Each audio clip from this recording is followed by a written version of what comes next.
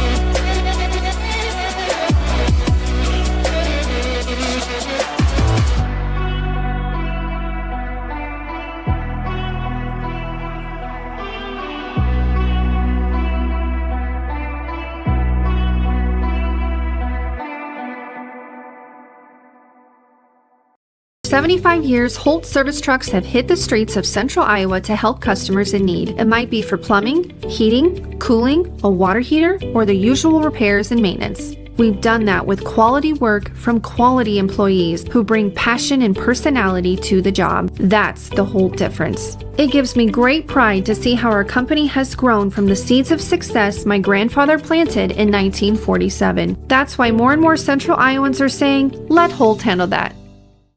Do you know what the best part about being a dog is? You can hear disaster before it even happens. You know what they say about disaster? Sometimes it can inspire a symphony.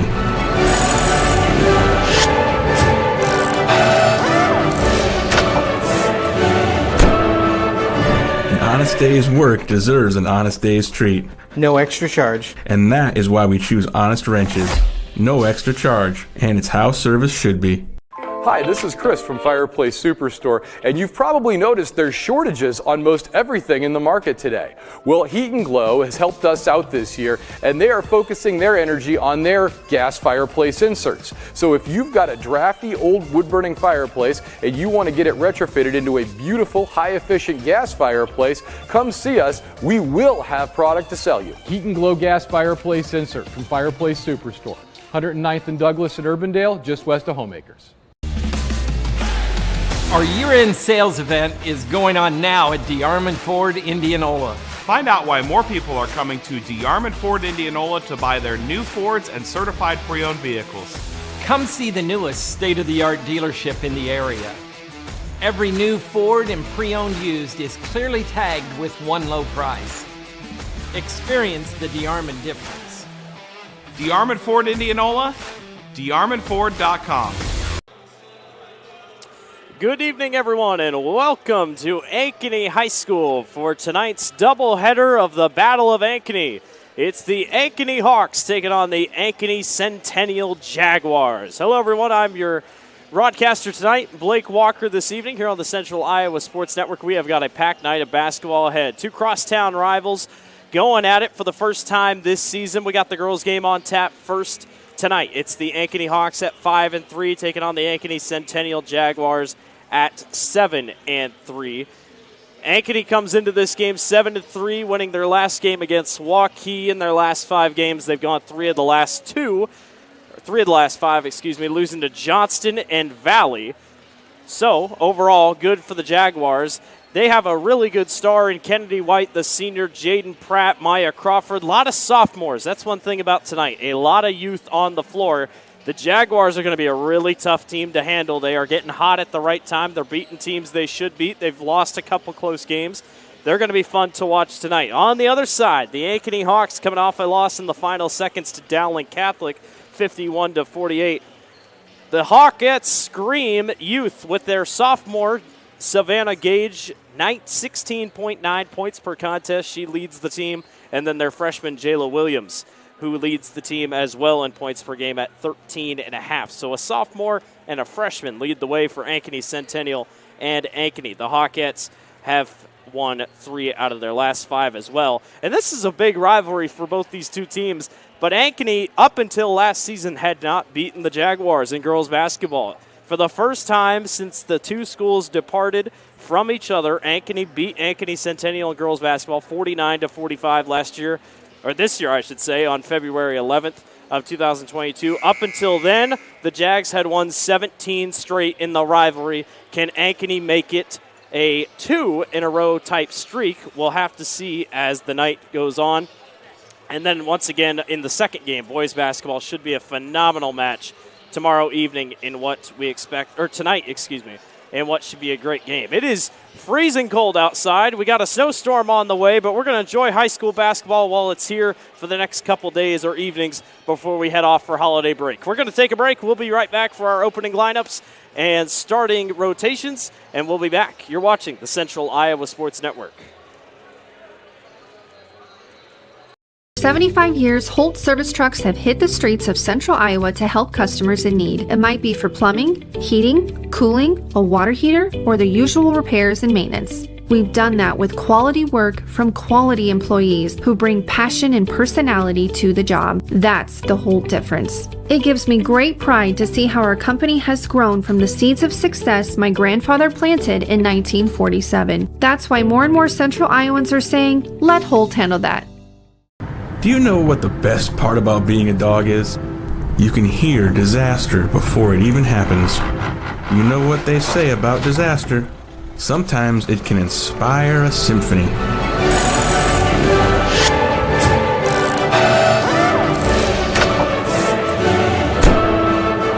An honest day's work deserves an honest day's treat. No extra charge. And that is why we choose Honest Wrenches.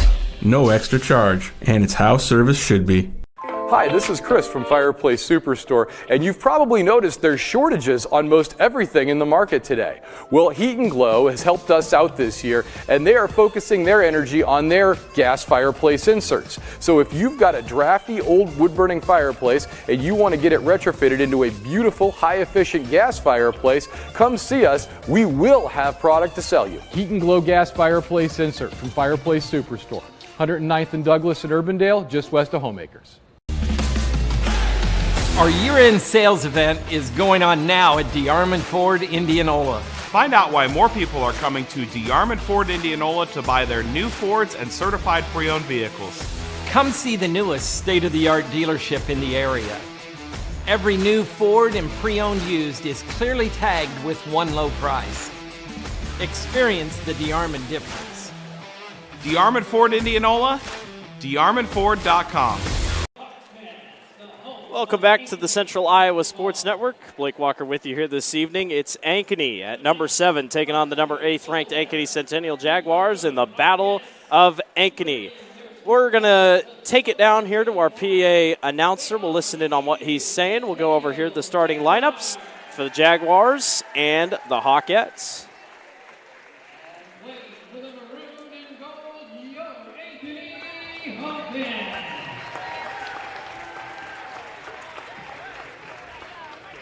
Let's introduce our Starting for the Jaguars, number 4, the sophomore, Jaden Pratt. For Ankeny, number 2, Savannah Gage, the sophomore, leading the Hawkettes in points per game with 17. Number 5, Maya Crawford, the sophomore. A big steal getter for this Centennial team. She's going to be tough to watch tonight. For Ankeny, Carson Jacks, the junior. Again, a lot of youth on this Hawkettes and Jaguars teams. Number 10, Avery Porter, the senior, starting for the Jags. And back to the Hawkettes. Number 5, Jenna Pitts, starting for Ankeny. And back to Centennial. Number 11, McKenna Clark, the senior, in the starting lineup. And back to Ankeny. Number 22, Jayla Williams. She's a highly talented player. She's going to be fun to watch tonight. Back for Centennial, number 24. Kennedy White, the senior, could cause some problems down low with her height. And back for Ankeny, number 25, Jasmine Moser. So we're going to step aside here for the national anthem, and we will be back for your opening tip. 1,300 vehicles on WaukeeChevy.com. Schottenkirk Chevy Waukee. If we don't have it, you can build it. Newly expanded service department means we're hiring. See the openings on WaukeeChevy.com. Schottenkirk Chevy Waukee. WaukeeChevy.com.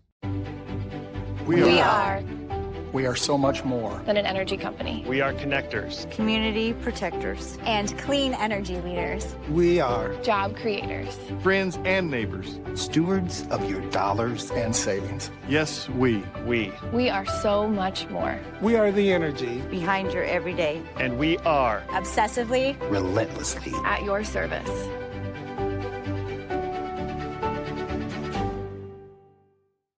I'm off to college.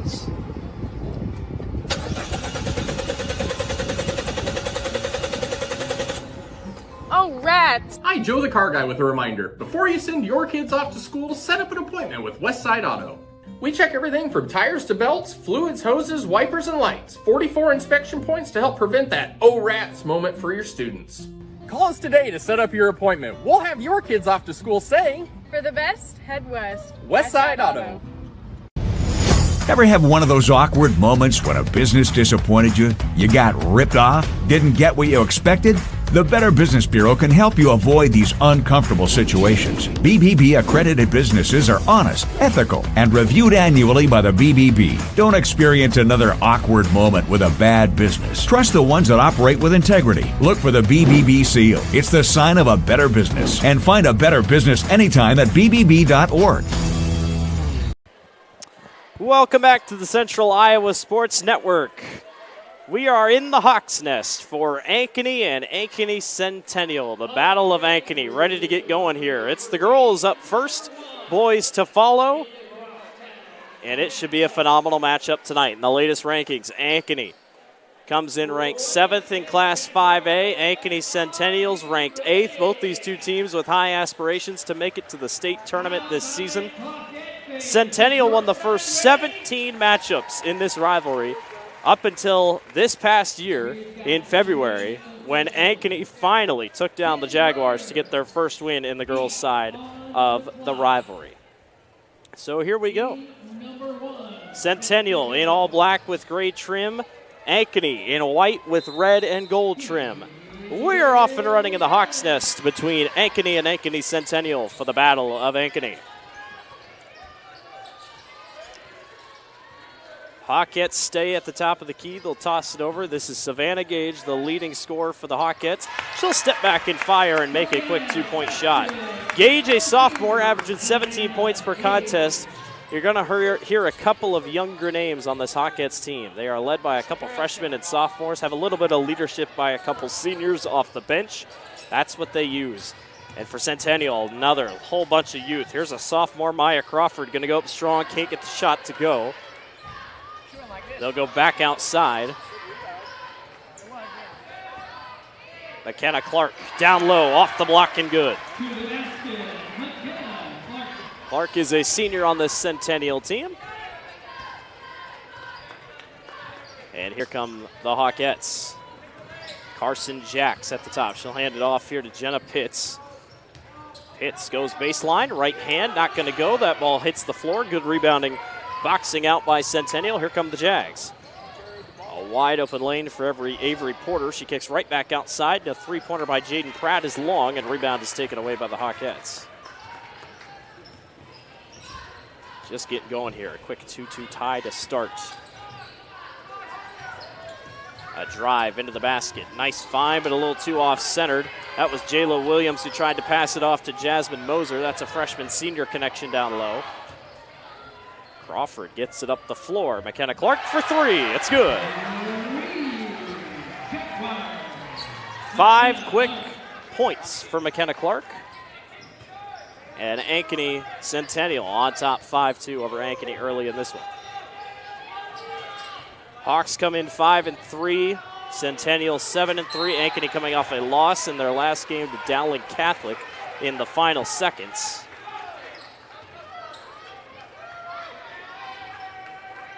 Centennial coming off a win against Waukee. There is no one down the floor for Ankeny. The Centennial Jaguars go down court, and that one's off the glass and in. Avery Porter. And the Jags are off and running quickly here to start. 7-2 lead with 5:45 to go in the first quarter. Jenna Pitts, top of the key. She hands right back off. Moser back outside. Centennial, one of the better defending teams in the state, only giving up about 40 points per contest, roughly. 7 seconds on the shot clock. Williams got it down low to Gage. Gage turns and fires and misses off front iron. That ball's on the ground, picked up by Crawford. Good defense by Centennial. And here come the Jags looking to push. Down on the block, White loses it, tried to save it, eventually does, but it's come back with Savannah Gage.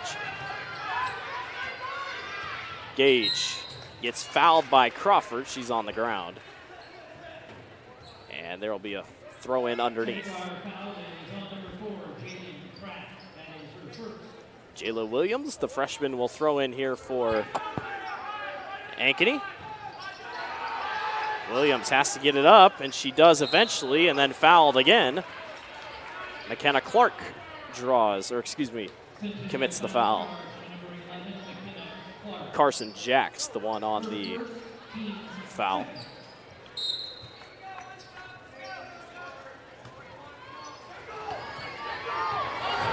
Jenna Pitts, the senior.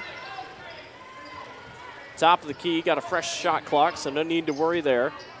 Gets a screen on the backside by Jasmine Moser. Pitts fires it up and can't get the lucky drop. White with the rebound, and nothing's falling for Ankeny. Again, great defense by the Jags. Baseline drive, wide open in the lane. Once again, Jaguars strike again. This time it's Jaden Pratt. And just like that, a 30-second timeout is called by Ankeny. So the Hawkettes will wait in the huddle and try to get something figured out. Meanwhile, the Jags seem to have open space. Take a look at the replay here.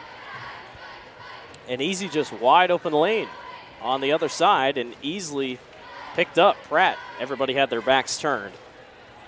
And just like that, Centennial out to a quick 9-2 advantage in the first quarter.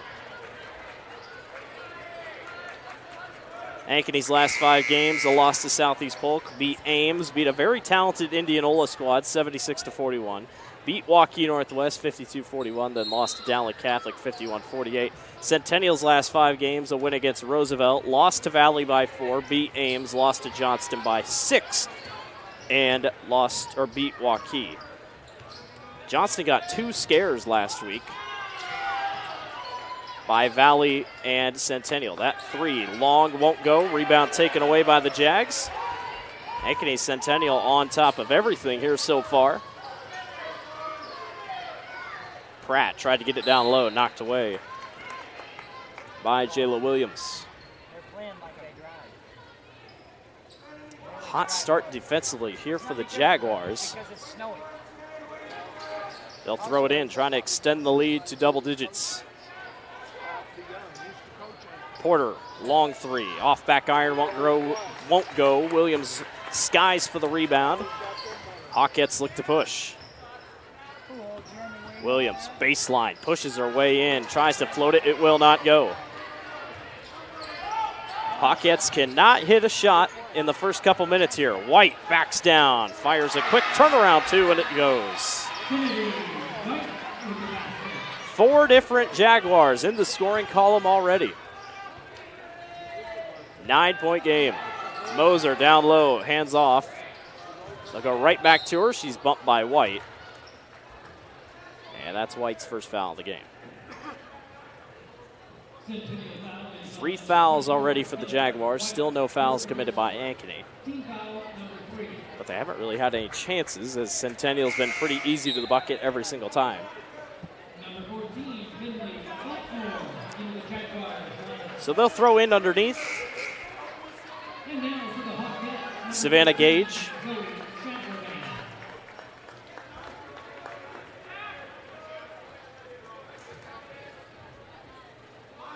And Gage will stand in front of the Centennial student section. They're waiting for something. Coach DeYoung was asking the official about something. They get it in over top, and eventually do. Pitts to the basket. That one is down for a blocking foul. I tell you what, Avery Porter took a hard hit to the floor, but they're going to call the blocking foul, so Jenna Pitts will go to the line to shoot 2 for the Hawkettes. Pitts this season's been to the line quite a bit. 25 attempts, 76% free throw shooter, so knock down her first. And end the scoring drought for now for the Hawkettes.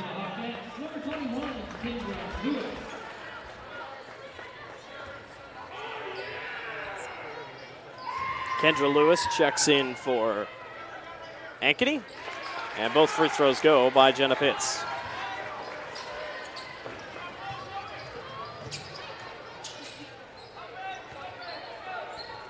McKenna Clark,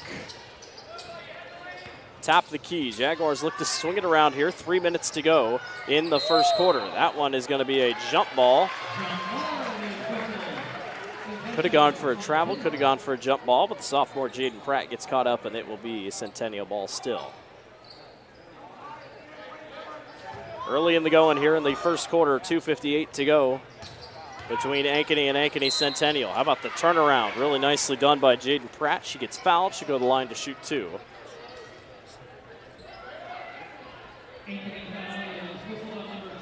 Jaden Pratt, sophomore, started in every single game this season for the Jags. 38% shooter from the field and from the line. She's been there 33 times, 72% free throw shooter. Kennedy White, the Ankeny Centennial senior, she's been there 57 times to the charity stripe. So Jags know how to get to the line so far this season. As a whole, they shoot 65% from the charity stripe. And she's able to knock them both down.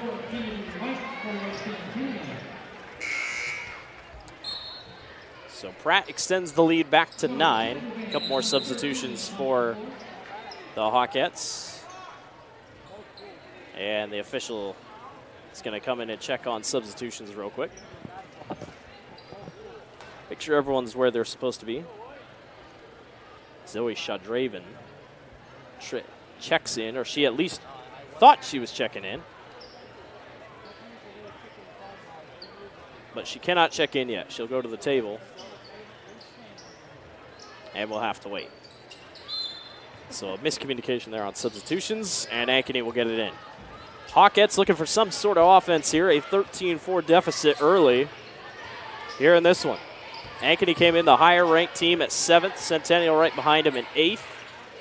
Those rankings come out every Thursday. We'll probably get one more, I believe we will, before the end of, or the start of break, I should say. Gage got it knocked away by Porter. And Gage thought Williams was going to go backdoor. She did not. Taken away by the Jags. No one picks up ball. Porter back the other way. Kicks out to the wing. Three-pointer is good. Finley Blackmore. That is 5 Jaguars in the scoring column already. It's share the wealth here early in the Hawks' Nest. 16-4, 2 minutes to go in the first quarter. Williams caught down low, has to go right back up top to Jenna Pitts. Pitts, baseline, kicks to the corner. Three-pointer is good. Kendra Lewis got wide open, and the Hawkettes finally have a point from the field for the first time in quite a few minutes. White down low, can't get the layup to go. Got away with the possible over the back, doesn't matter, we play on. Pitts pushes the floor for the Hawkettes. Down low, layup won't go off the side of the rim. Gage has it back underneath. She goes right back up top. Pitts a long three. Rattles off the rim. Williams with the rebound. Hawkettes down low. Layup will not go off back iron. Unlucky bounce for Kendra Lewis. Was looking for 5 straight points. White. Try her back down on the block. She'll turn around. Can't get the foul. She gets it right back. Loses it. Lewis with the steal. 1 minute to go in the first quarter. Things have picked up here in the last couple minutes.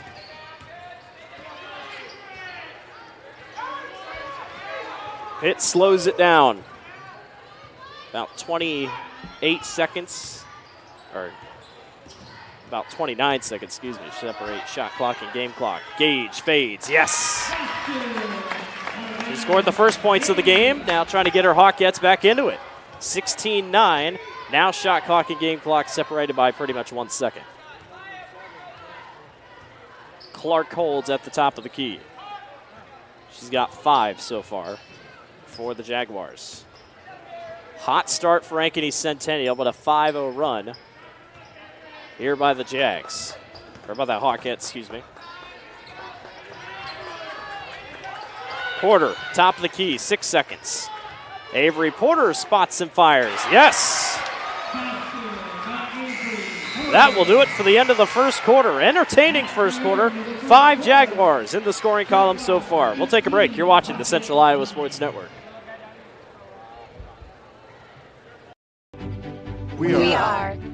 We are so much more than an energy company. We are connectors, community protectors, And clean energy leaders. We are Job creators. friends and neighbors. stewards of your dollars and savings. Yes, we. We are so much more. We are the energy behind your everyday. And we are Obsessively relentlessly At your service.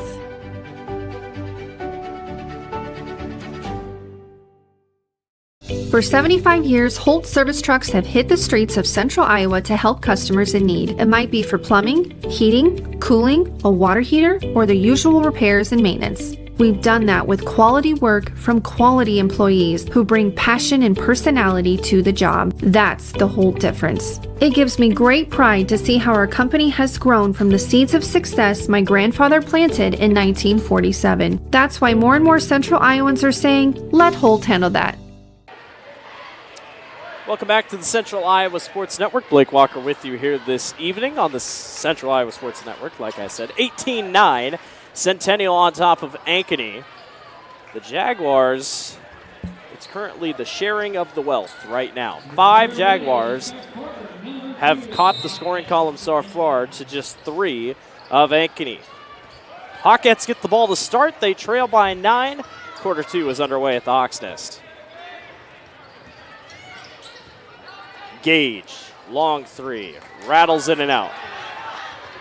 For just a sophomore, very impressed with her so far, especially this season. The Hawkettes, both teams, are going to be set for a couple years. They got a lot of young talent. A couple seniors they'll have to depart with, but very talented young core. That one knocked away. Good heads-up play by Jenna Pitts. McKenna Clark leads all scorers with 5. For the Jaguars. Long 3 from the wing. That is good. Tilly Smith. I tell you what, the Jags do not play very deep. Usually they only play 7 girls, and now the only one that's touched the floor that hasn't scored for the Jags is Maya Crawford. We called her game against Waukee the other night, and she went off. A lot of steals, a lot of points, a lot of rebounds. She worked real hard. Fading attempt, not going to go by Williams. And here come the Jags back the other way.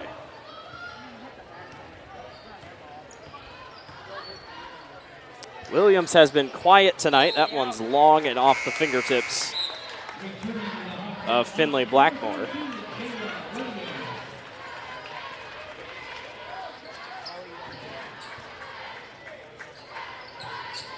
Zoe Shawdraven checks out of the ballgame, and back in comes Jayla Williams. It's a 21-9 lead for Centennial. Fast start for the Jaguars. But when you tout one of the best defenses in the state, you expect such things. Crawford jumped into a passing lane with the steal, goes right back, and an easy travel call for Jaden Pratt. Got the quick pass, took about 3-4 steps, and lost it. But we saw what Maya Crawford was able to do, and her ability to steal the basketball unmatched by anyone else in the state. Defensive Player of the Year candidate, that's for sure. Hawkettes trying to get something going here. Under 6.5 to go in the first half. Pitts pushing and shoving and a travel. That time just trying to push your way into the paint. Couldn't get anything to go. Gets away with the push. And here come the Jags. 21-9 lead. White down low, easy off the glass. It was going to be a big thing tonight. How would Williams and Moser guard Kennedy White? Right now struggling. There's a foul on the backside by Jaden Pratt, who came across and slung across her hands.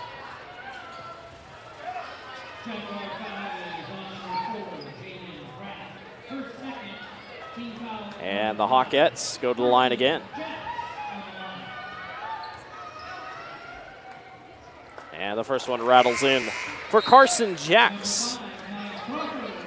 Carson's just a junior for the Hawkettes this season. 75% free throw shooter.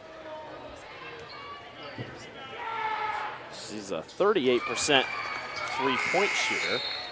Yet to see her make anything from distance. That's her first couple points of the evening. Hawkettes get it back within 12.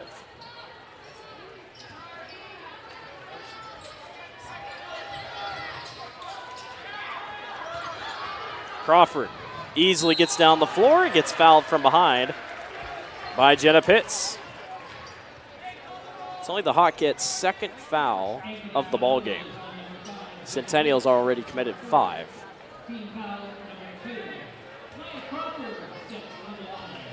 Maya Crawford looking for her first points of the night. And it drops. So, with that point, everybody on the floor that has played, or anybody that has played for Centennial tonight, has a point. Has more than 2 points. So a couple bench points, starting lineups making it happen. Everybody's hitting the basket tonight here for the Jags. Pitts off the glass, can't go. And we got a out of bounds call as Avery Porter still out of bounds when she caught it. Official's going to come and chat about this.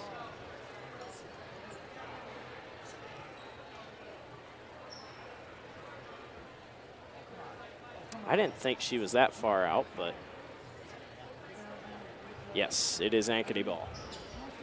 Unless that wasn't what they were chatting about, but just over 5.5 to go here in the first half. Williams spins with the left hand and puts it in.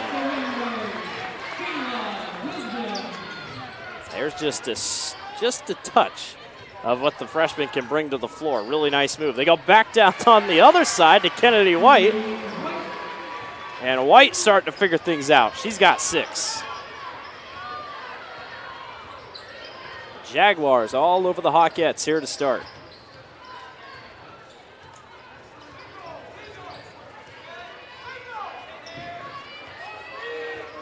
Coach McAnally looking to put in a little bit more size off the bench with Zoe Shawdraven.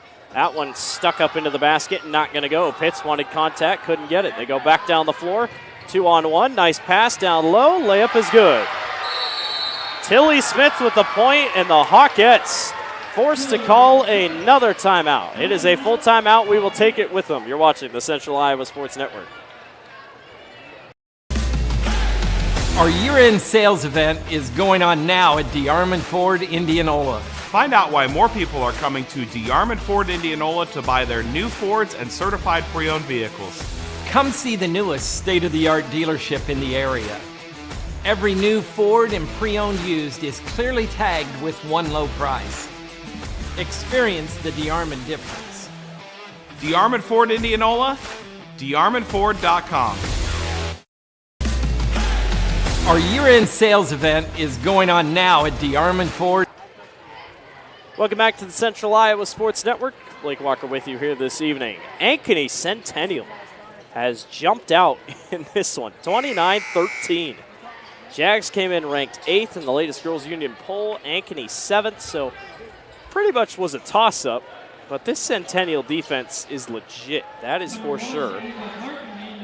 In their last couple games, they've given up 29, 46, 25, 44, and 34 points in their last 5 games. Overall, they're only giving up 33 per contest.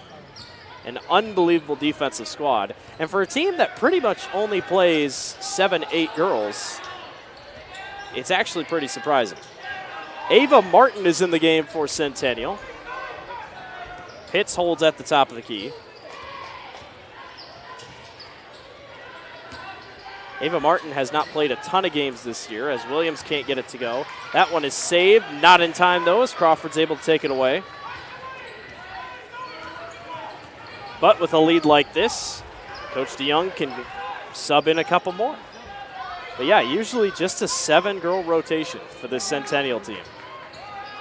Which, you know, we'll see how that goes when we get later in the season, but for now it works. And Centennial really could beat anyone on any given night. Almost beat Johnston and broke their 31-game winning streak at the time. Crawford, or excuse me, that was Martin. Martin took it to the basket and got fouled. She'll go to the line to shoot and try to continue the trend of every Centennial on the floor scoring.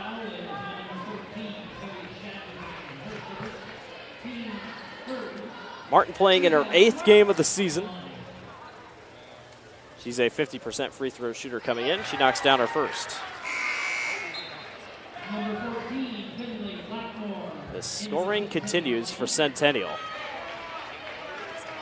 against a what seems just stunned Ankeny team right now. Not really sure what's hit them. Martin knocks them both down from the charity stripe. 8 players have scored for Centennial. Hits, can't get it to go. Gets on a rebound, gets caught underneath, and gets it ripped right away. Nothing going right for the Hawkettes. Here come the Jags. Porter on the floor, off the glass and in. It is a 20-point game. Centennial all over Ankeny so far. Top of the key, three-pointer rims out. Crawford skies for the rebound. That one was tried by Carson Jacks.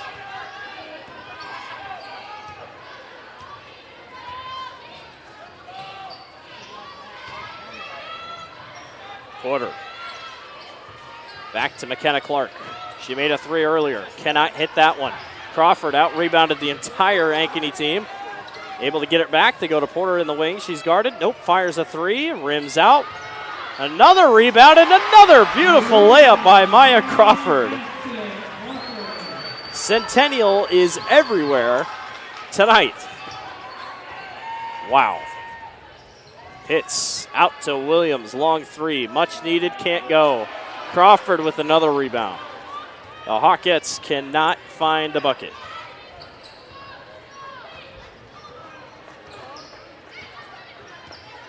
It was 18-9 at the quarter break, and there is a travel on Clark.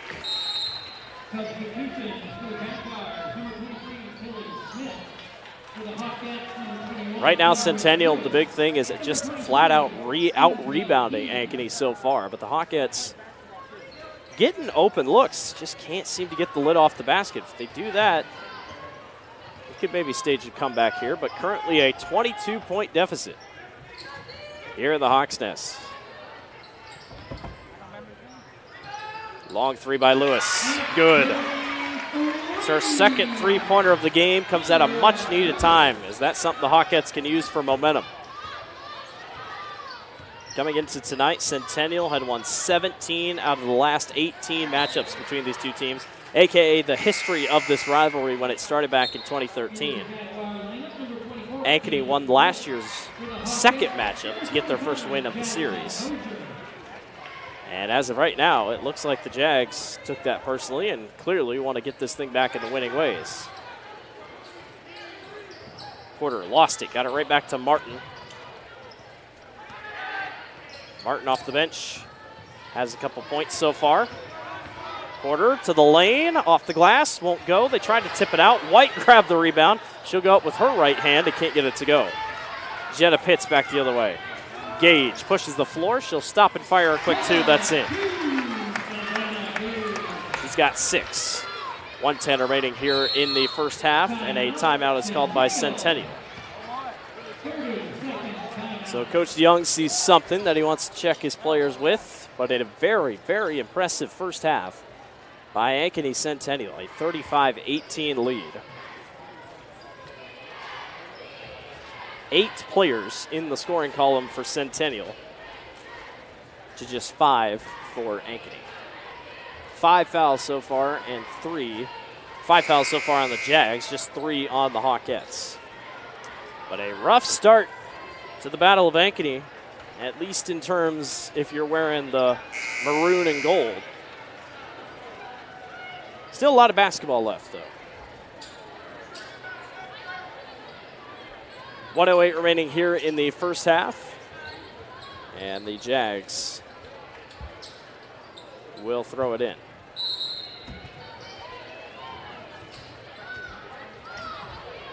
Not really any pressure so far. Crawford back to Porter. Here's Clark. Porter wanted it back. Had a chance to go baseline. 15 seconds on the shot clock. Down low to White. White gets blocked. She'll go back up again. Can't go. Crawford skies for the rebound. It's knocked away by Moser. Maya Crawford is not that tall, but man, she makes an effort on the boards. 6 seconds separate shot clock and game clock. Gage back outside. 3-pointer from the top. Rattles in.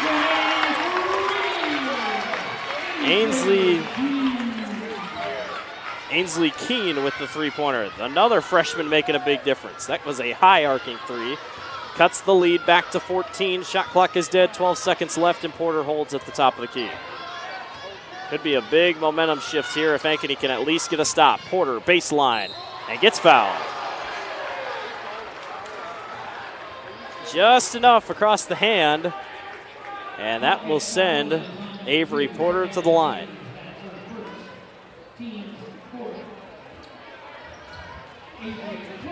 Fourth foul of the game for Ankeny. And Porter from the charity stripe. First one rattles it.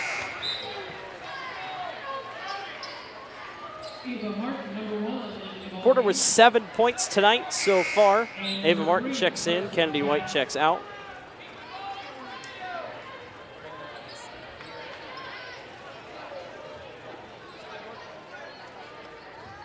Outstanding first half so far by Centennial. Porter cannot get it to go. 3 seconds to go. They push up floor. That shot will not count. Doesn't matter as she misses anyway. That'll do it for the end of the first half. Ankeny Centennial, a dominant first half, but still a little bit to go. They lead over Ankeny in the Battle of Ankeny, 36-21. We'll take a break and be right back. You're watching the Central Iowa Sports Network. For 75 years, Holt service trucks have hit the streets of central Iowa to help customers in need. It might be for plumbing, heating, cooling, a water heater, or the usual repairs and maintenance. We've done that with quality work from quality employees who bring passion and personality to the job. That's the whole difference. It gives me great pride to see how our company has grown from the seeds of success my grandfather planted in 1947. That's why more and more Central Iowans are saying, let Holt handle that. Mornings. They can be hectic. Let's go! So can your car, so to get a free pickup, drop-off, or delivery, head over to Honest Wrenches. And their loaner vehicles? No extra charge. Find your peace of mind with even more wonderful services. Every vehicle that comes in gets a full visual inspection and a 5-year, 50,000-mile warranty. No extra charge. Head on over to Honest Wrenches. No extra charge, and it's how service should be. We all love a good win, however small or ordinary. Losing track of time, finding yourself with a few extra dollars in your pocket, soaking up the perfect Iowa day. These are the everyday delights and small victories that make us smile. These are the moments that connect us all as Iowans. And these are the moments that, more often than not, start with Iowa's farm families and the corn they're growing. Because when corn grows Iowa, Iowans win. When you need to conquer the drifts on your property, get the job done your way. The Western Defender Compact Snowplow. All the professional grade features in just the right size for your mid-sized pickup or SUV. Easy to attach and easy to use. Get the performance to plow like this and finish like this. Western, more jobs done faster. Visit Truck Equipment Inc. today at truckequipmentinc.com. Our year-end sales event is going on now at DeArmond Automotive, Knoxville. With over 60 new vehicles in stock on the ground, you can take delivery now. Every new Chevy, Buick, GMC, Chrysler, Dodge, Jeep, and Ram, and all DeArmond certified used vehicles are tagged with one low sale price. DeArmond Automotive Knoxville, DeArmondAuto.com.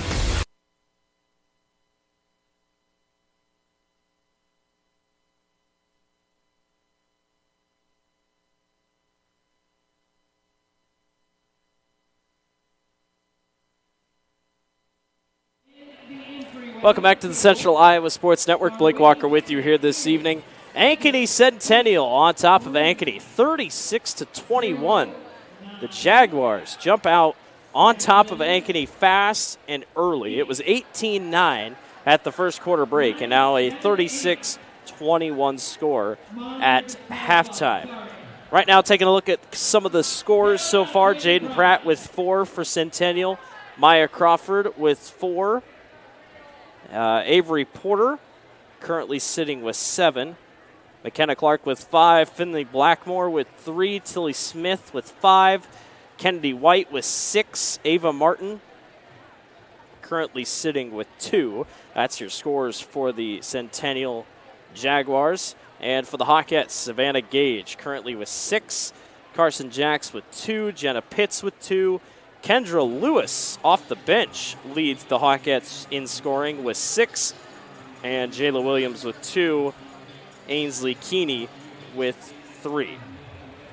Update from around the CIML. Johnston currently trails Dallas Center Grimes at halftime 24-23. The Mustangs 7-1 on the year. Johnston 8-0. Coach Jones and company, Adam Jones and company for DCG. They've been up there at the state tournament the last 2 years, have had really good chances, but they just haven't been able to close it out. They lost in that triple overtime thriller to eventual state champion Xavier last year in the state semifinals. They look good again this year, and could they be the ones to break the streak of Johnston's winning streak? A very talented Johnston team who has struggled their last 2 games, barely escaping victories over Southeast Polk and Johnston. So a lot to look for, Southeast Polk. And who was the other team that Johnston struggled with?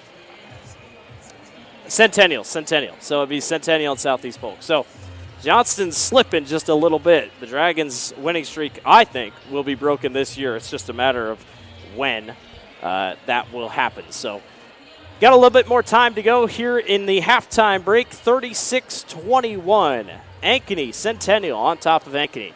We'll be right back. You're watching the Central Iowa Sports Network. Western lets your UTV power through the storm. The Impact V Plow and Impact Straight Blade, with the features the pros demand, custom tailored for your UTV. And to keep your work top-notch, rely on the Tornado UTV Hopper Spreader. Now that's a job well done. Western, more jobs done faster. Visit Truck Equipment Inc. today at truckequipmentinc.com. We all love a good win, however small or ordinary.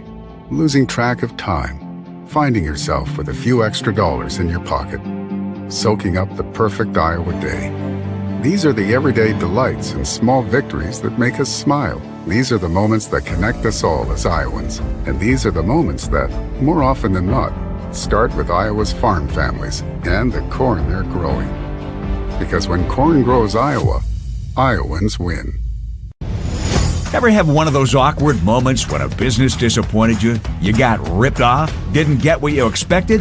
The Better Business Bureau can help you avoid these uncomfortable situations. BBB accredited businesses are honest, ethical, and reviewed annually by the BBB. Don't experience another awkward moment with a bad business. Trust the ones that operate with integrity. Look for the BBB seal. It's the sign of a better business. And find a better business anytime at bbb.org. Hi, this is Chris from Fireplace Superstore, and you've probably noticed there's shortages on most everything in the market today. Well, Heat and Glow has helped us out this year, and they are focusing their energy on their gas fireplace inserts. So if you've got a drafty old wood-burning fireplace and you want to get it retrofitted into a beautiful, high-efficient gas fireplace, come see us. We will have product to sell you. Heat and Glow gas fireplace insert from Fireplace Superstore. 109th and Douglas at Urbandale, just west of Homeacres. Our year-end sales event is going on now at DeArmond Automotive, Knoxville. With over 60 new vehicles in stock on the ground, you can take delivery now. Every new Chevy, Buick, GMC, Chrysler, Dodge, Jeep, and Ram, and all DeArmond certified used vehicles are tagged with one low sale price.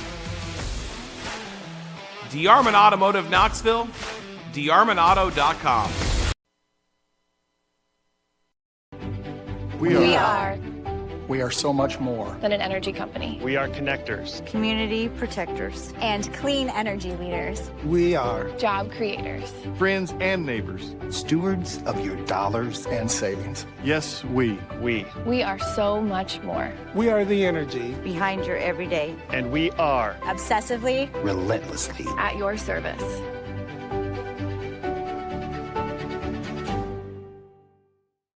For 75 years, Holt service trucks have hit the streets of central Iowa to help customers in need. It might be for plumbing, heating, cooling, a water heater, or the usual repairs and maintenance. We've done that with quality work from quality employees who bring passion and personality to the job. That's the Holt difference. It gives me great pride to see how our company has grown from the seeds of success my grandfather planted in 1947. That's why more and more central Iowans are saying, let Holt handle that.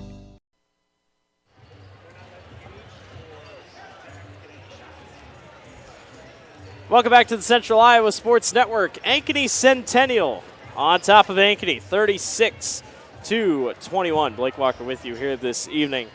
Blustery, cold night here in Metro Central Iowa as we expect a heavy snowstorm roll into the area on late Wednesday night into Thursday. That should probably snow out everyone's plans on Wednesday, Thursday, Friday, and into Saturday. A lot of games, a lot of colleges around the state have either moved games up or have canceled games completely over the next couple days due to the snowstorm. But we're getting tonight in, no problem. You just might freeze on your way back to your car overall. Good crowd on hand tonight here at the Hawks Nest. Good group of Centennial fans, Ankeny fans, student section still filing in as we go throughout the evening.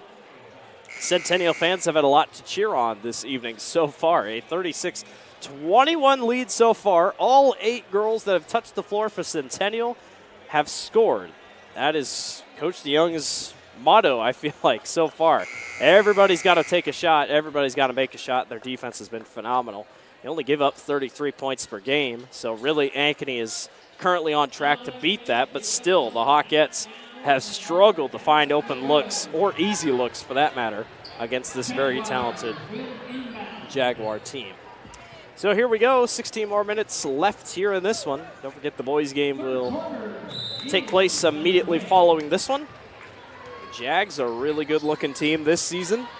Ankeny trying to get their season back rolling. 3-5, we'll see how that one shapes out in a little bit. 3-pointer from the wing, high, won't go. And the Hawkettes grab the rebound, something they struggled with in the first half. Avery Porter was the one who tried the three there. A lot of easy baskets for Centennial in that first half. I think that was something a lot of people noticed, was that everything was coming easy for the Jags, nothing was coming easy for the Hawkettes. Moser on the block will go right up to White.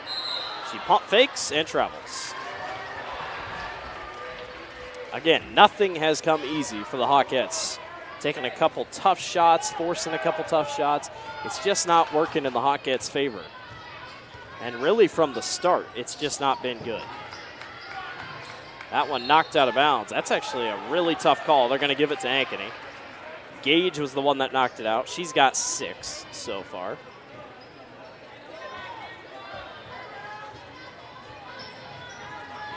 Avery Porter leads all scorers with 7.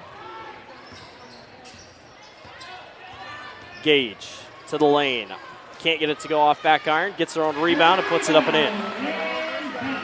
Got to think if the Hawkettes are going to come back, it's going to take the sophomore, Savannah Gage, to really start to pick things up.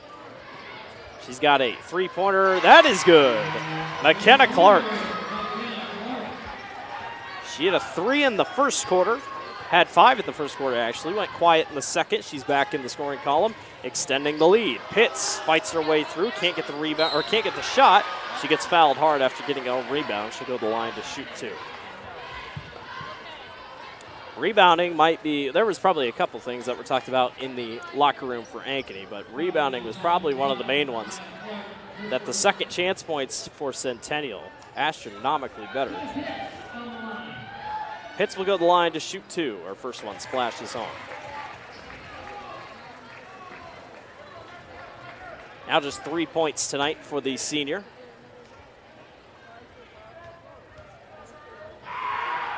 Her second free throw goes. We trade baskets. 39-25, Centennial leads. Jags coming off a win against Waukee. 3-pointer, step back. Jaden Pratt won't go. That one's bounced around. Crawford tries to put it over the top of her back. That won't go.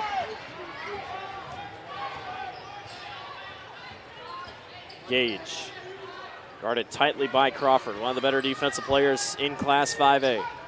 Gage gets free for 3, steps over, fires. Yes! That whole possession was set up to try to get her a shot. It's back to an 11-point game. White loses it, picked away by Williams. Here come the Hawkettes. Jax wanted to hand it off. I can tell you what, Crawford is causing a ton of issues on the top of the key. Gage wanted another shot, didn't take it. Pitts at the wing. Pitts almost got away with the travel. She'll go down low. Stutter step, won't go. They try to knock it back out. Rebound taken back. Williams in the lane gets fouled, and she will go to the line to shoot 2.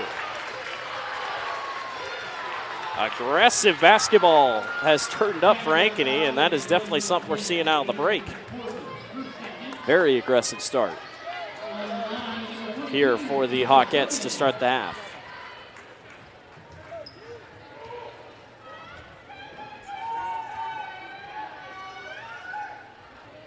Free throw off back iron will not go for Jayla Williams. Hawkettes outscoring the Jags 7-3 here in the first 2 minutes to start the quarter.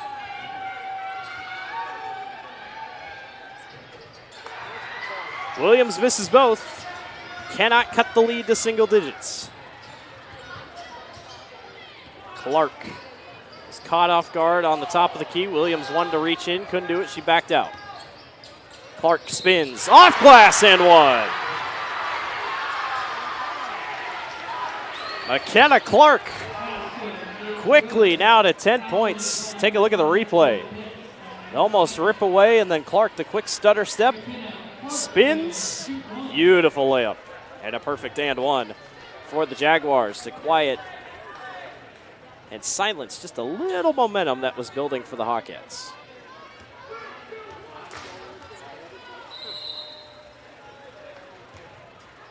Got a free throw violation on Clark as she stepped on the line.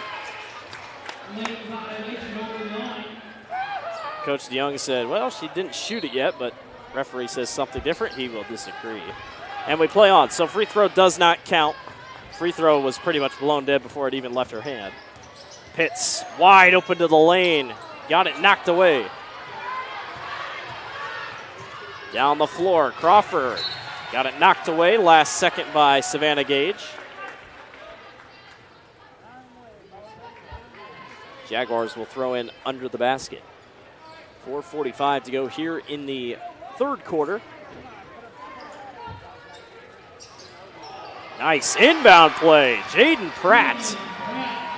Her first point since the first quarter when she had 4 for the Jags. The lead is 15. Hawkettes got it to 11 there real quick. Here's Gage. To Jax down low on the block. Moser spins, sent it over top of Gage's head. And right now it just feels like a lot of quick movements so far for the Hawkettes, and they just can't seem to be on the same page. It's about how it's going right now. McKenna Clark brings it up with 4:15 to go in the quarter. Pratt down low, misses her target. Kennedy White was open on the block and just missed it out of bounds. It'll go back to the Hawkettes.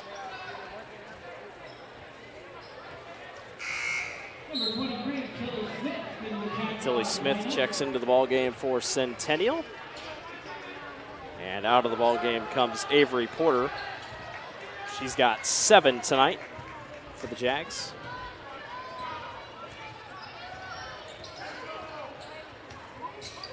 Gage to Jax, fires a 3. It's good. Carson Jax, first 3 of the ball game. She's got 5. Lead is back to 12. Couple threes here for the Hawkettes. One by Gage, one by Jax. Jayla Williams, though, has been silent. That's something we were interested to see how that would go. She came into the ballgame 13.5 points per contest, just behind Savannah Gage at 17. And Jayla Williams with only 2 so far, so she's been pretty quiet. They're going to need her to step up just a little bit, see if this thing gets a little closer. A couple more substitutions checking in. Clark checks out, Porter checks in. And the Jags will throw in underneath. Pratt back upstairs to Tilly Smith. And Pratt will back it out. Under 3.5 to go here in the third quarter. Lewis is back on the floor for Ankeny. She's been great. Beyond the three-point line. Layup up and in. Beautiful correction in the air by Avery Porter. And anytime the Hawkettes start to put together something, the Jaguars have a quick response. Pitts on a screen, gets bumped. Offensive foul on Jenna Pitts. She came off a screen. Take a look at the replay on the other side. Beautiful left-handed layup by Avery Porter.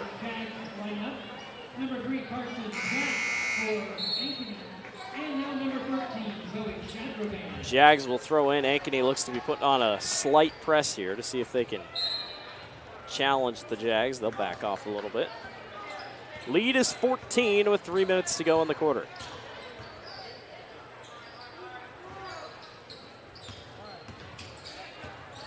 This is a Centennial team that averages just 56 points per contest. That one will not go. They tip it right back outside. Smith for 3. That won't go high off the glass. And the ball's on the floor. It'll roll around. Out of bounds. It'll be Ankeny ball. I'll tell you what, tonight has not been a lot of going up and getting the rebounds. It's been a lot of tipping it out and somebody else go and gets it. Some don't like that form of rebounding. Some say it's where the game's headed. Pitts thought about shooting, goes back to Williams. Pitts fouled by Porter.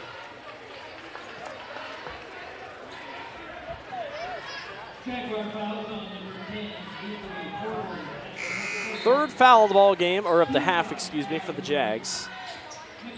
3 on Ankeny as well, so they're keeping it pretty clean here in the third quarter, all things considered.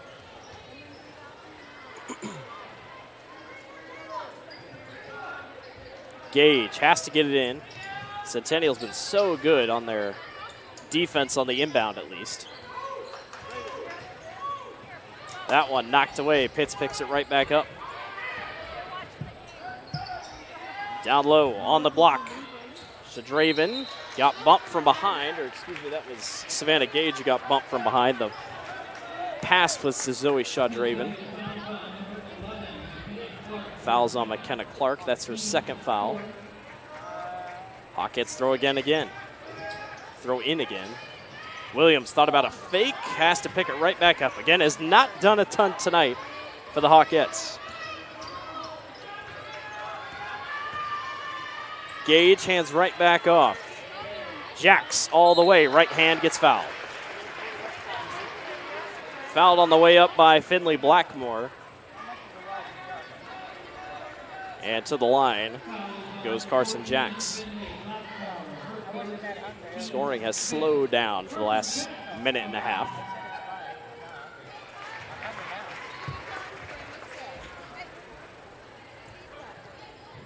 Jags led 36-21 at halftime.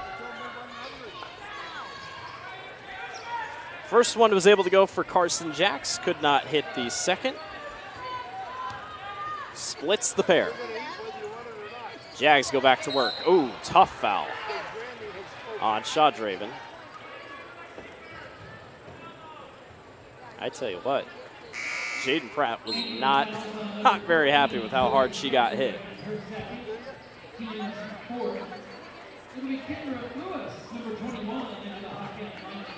Kendra Lewis, the senior, checks in for Ankeny, trailing by 13.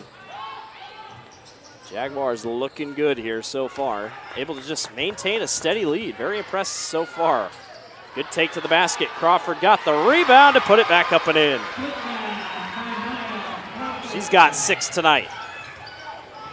Pitts to Lewis in the corner for 3. That won't go. Lewis knew it when she let it go. Pitts gets it right back. She'll go to the basket. Can't get it off the front iron. Shadraven takes it back. And the Hawkettes reset with 1:10 remaining here in the third quarter.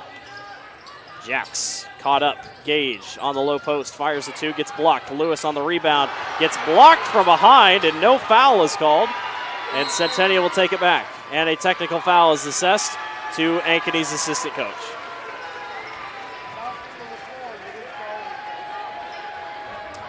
Well, it was a heavy block on the backside, and you can determine yourself.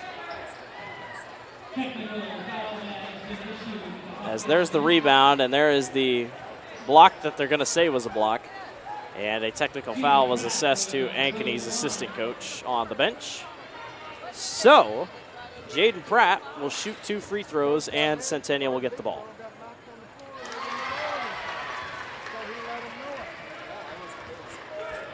And the Hawkettes, that's a dent in a possible momentum boost they were starting to maybe figure out if they wanted to come back into this ball game, but we'll see how everything shapes out from here. Ankeny will take a timeout, and it's going to be a full timeout. We'll take one with them.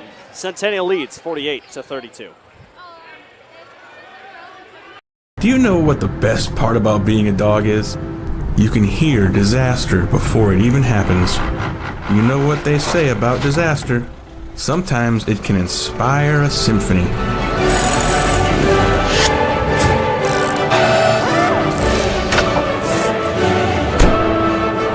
An honest day's work deserves an honest day's treat. No extra charge. And that is why we choose Honest Wrenches. No extra charge, and it's how service should be.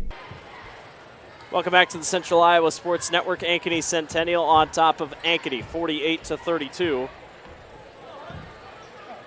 With just under a minute to go, or close to a minute to go here in the third quarter. Ankeny's assistant coach just got a technical foul. Jaden Pratt went to the line, split the pair, and Centennial will get the ball back. So a big stop to any momentum that Ankeny had there after what looked like to be a heavy dose of contact beneath the rim, and it was called a block. Clearly, Ankeny did not think it was a block and thought it was a foul. Crawford on the block, turns, can't get it to go. But I tell you what, the way she plays for her size is unbelievable. Lewis from the corner. Yes, rattles home. She's got a 3 for every quarter today. 9 points off the bench for the senior. The lead is cut back down to 13. The Hawkettes are just hanging around. Shot clock is dead, 15 seconds to go. Clark. Guarded closely at the top of the key by Jax. Clark, quick move. Back outside to Pratt, 4 seconds. Pratt gets it up, off glass, won't go. Fight for the rebound, taken away. That will do it for the end of the quarter. The Hawkettes will not go away easy. We are headed to the fourth. Centennial leads 48-35 in the Battle of Ankeny. You're watching the Central Iowa Sports Network. 1,300 vehicles on WauKeeChevy.com. Schottenkirk Chevy Waukee. If we don't have it, you can build it. Newly expanded service department means we're hiring. See the openings on WauKeeChevy.com. Schottenkirk Chevy Waukee. WauKeeChevy.com. Ever have one of those awkward moments when a business disappointed you? You got ripped off? Didn't get what you expected? The Better Business Bureau can help you avoid these uncomfortable situations. BBB accredited businesses are honest, ethical, and reviewed annually by the BBB. Don't experience another awkward moment with a bad business. Trust the ones that operate with integrity. Look for the BBB seal. It's the sign of a better business. And find a better business anytime at bbb.org. Free Godfather's Pizza begins with the download.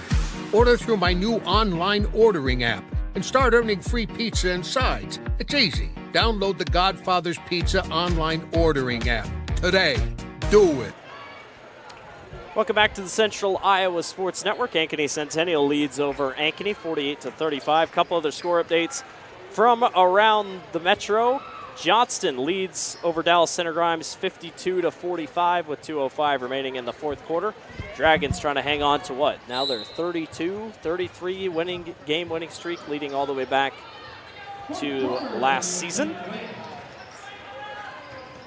A perfect season last year. Can they do it again this year? Don't see many perfect seasons back-to-back in Iowa high school basketball. I cannot honestly think of the last one off the top of my head, at least in the bigger schools, since Ames boys basketball did it in the Harrison Barnes McDermott era. Foul on the floor. Ankeny's Savannah Gage will throw in.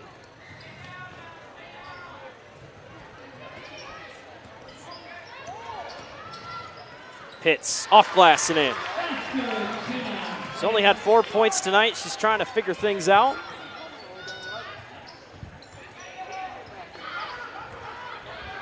Pratt down the floor to Porter. They go back down on the block to White. Almost got it tipped away. They've shut down White just a little bit better here in the second half. Centennial's baskets have definitely been a little bit tougher to come by. The lead is 11 now for Centennial. That's about as close as the Hawkettes have been able to get it in this last couple quarters. 9 seconds. Crawford, she's dangerous. Gets blocked from behind by Gage. Good job. Gage almost got it back, but she was smart and stepped back inbounds. Here comes Pitts. Pitts fires a long three. Rattles out. That would have gotten it to single digits. And everybody on that Centennial bench knows it.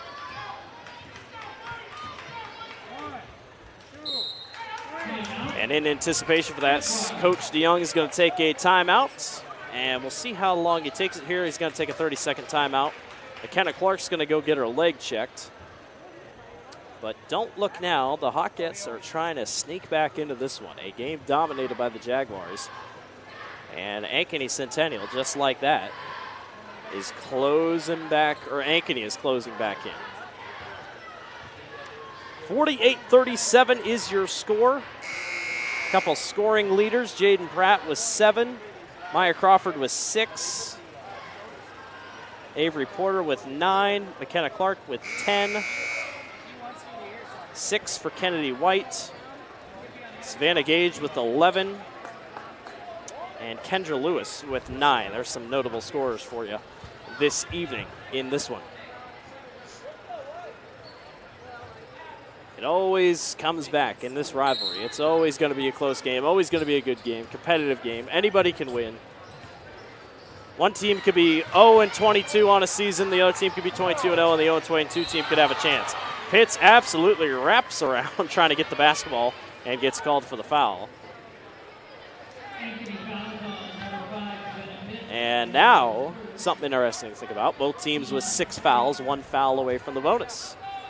So free trips to the charity stripe could be coming up if both teams are not careful. White got open on the block, just misses. Ava Martin came all the way back in, and White fouls. And just like that, Ankeny is in the bonus. It's Kennedy White's 2nd foul of the ball game.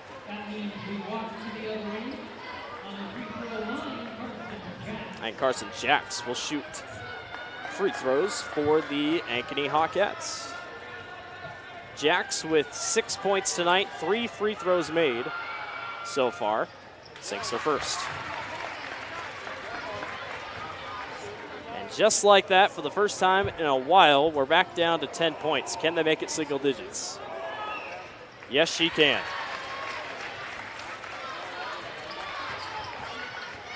Centennial had about a 15, 16-point lead at one point. The Hawks have crawled back, and they're back within 9. Crawford at the top of the key. A little bit of weaving action. Porter spins amongst the trees, puts it in.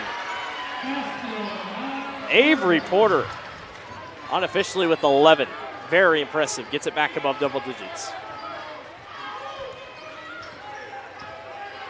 Pitts stops and fires. That will not go. Long rebound. Williams grabs it. Not enough. Foot was on the line. Jaguar basketball.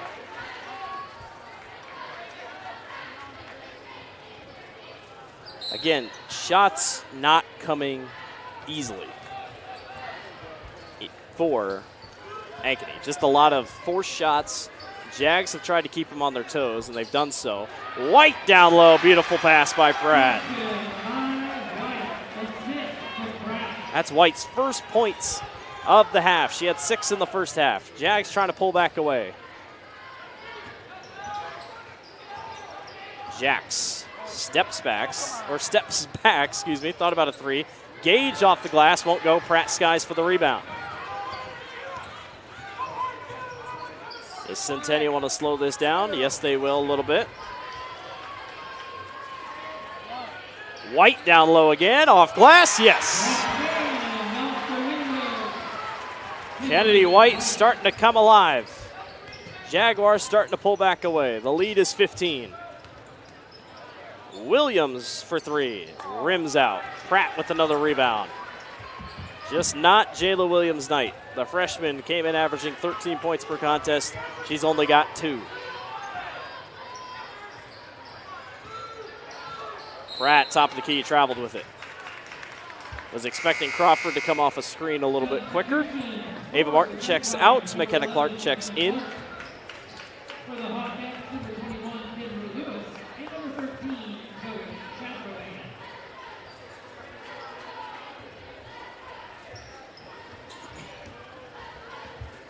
Just under 4.5 to go. Pitts got it taken away by Clark and company. Jags push, looking to extend this lead a little bit more. Pratt down low. Kennedy White again. Well, they had her figured out for the third quarter, but the fourth quarter has come, and Kennedy White has come back alive. 6 quick points. Three-pointer off front iron. Will not go for Jacks. Lewis hits the floor. Pratt with another rebound.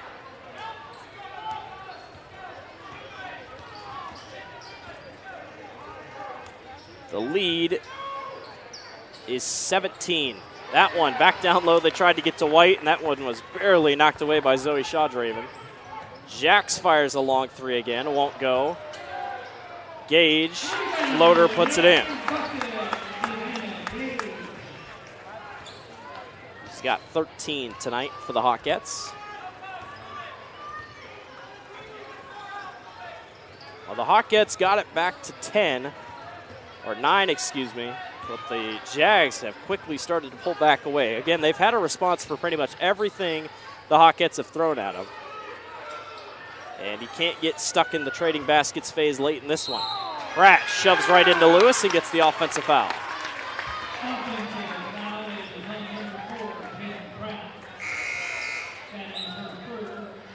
Pratt with her third foul. That's 7 fouls, still even, 7-7 in the fouling category. Valley takes down Southeast Polk 40-36. That is Southeast Polk's second loss of the year, I believe, something like that. That Valley team, they are a good defensive bunch. They are going to be fun to watch as the season goes on. Southeast Polk led that game at halftime 27-23. Gage got caught up, 18 seconds on the shot clock, plenty of time. Shawdraven around, gets fouled by White.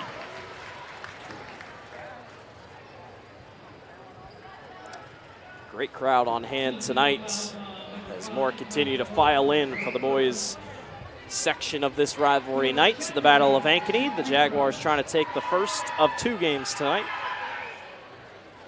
Free throw rattles out for Zoe Shawdraven. She is yet to score tonight. Jasmine Moser also has not scored at all, so the lower post scorers and players for Ankeny have just not been there tonight. Jayla Williams only with 2 points, Moser with none. Meanwhile, we've said it all night, everyone that has touched the floor for Centennial has scored. So that keeps consistent. Under 2.5 to go in this one. Centennial taking their time. Again, with the shot clock, cannot just bleed the clock.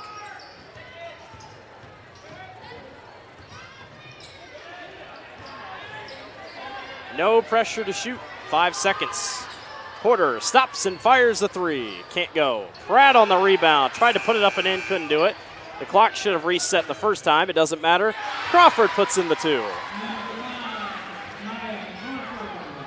Shot clock was a little off there, but they eventually got it figured out. Under 2 to go. Gage tried to get it over to Lewis, and it's almost saved by Jaden Pratt. The effort on this team is unmatched. Again, so impressed by what Centennial's done tonight. Ankeny has scored over the average that Centennial's given up, but still, Ankeny's ranked 7th in Class 5A. Centennial's ranked 8th. That might change as Shawdraven knocks it in. But yeah, I expect Centennial to be on top of Ankeny in the latest rankings that come out next week. The Hawks will have dropped 2 straight. We'll see how that affects them coming in.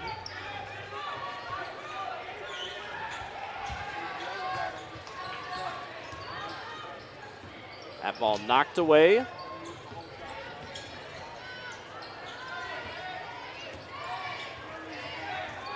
Porter, 5 seconds to go on the shot clock. She'll work her way inside, goes back up top to Pratt. Williams with the steal, and all the way back the other way. Williams will lay it up and in. It's just her 4th point of the evening. Under a minute to go. 58-46, 12-point lead. Ankeny is not fouling here. Looks like they're just going to play defense till the end of it.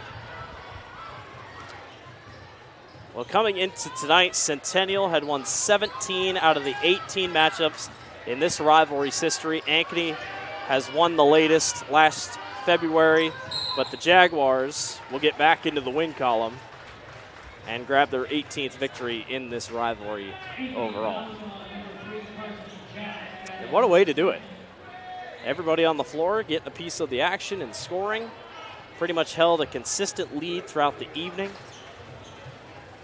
Maya Crawford knocks down the first part of a 1-and-1. She's been not quiet tonight, just doing her job. A lot of rebounds all across the board. Can't get it to go. Pitts pushes up the floor with 24 seconds to go. Shot clock is dead. Carson Jack stops and fires a 3. That's good. Ankeny will not call any timeouts, and I don't think they're going to foul. Oh, they're going to reach in. I guess they're going to foul. I don't think they had to, but. So the lead is back to 10. The Jags are going to move to 8-3 on the season. The Hawkettes will fall to 5-4. And this Jaguars team, any given night, I think they could beat anybody. They are going to be a sneaky pick for the state title. Pratt tried to go for the rebound, couldn't get it. Here comes Carson Jacks, 9 seconds, up to the corner. Gage has to shoot, she does. That three-pointer is good. And Ankeny will call a timeout with 3 seconds left. I'm pretty sure if he didn't call a timeout, people would be wondering what he was doing, but they'll take a quick 30-second timeout. 30 seconds timeout. You called that one. They'll take their quick timeout and see what happens here. But Centennial will move to 8-3 on the season. Hawks will fall to 5-4.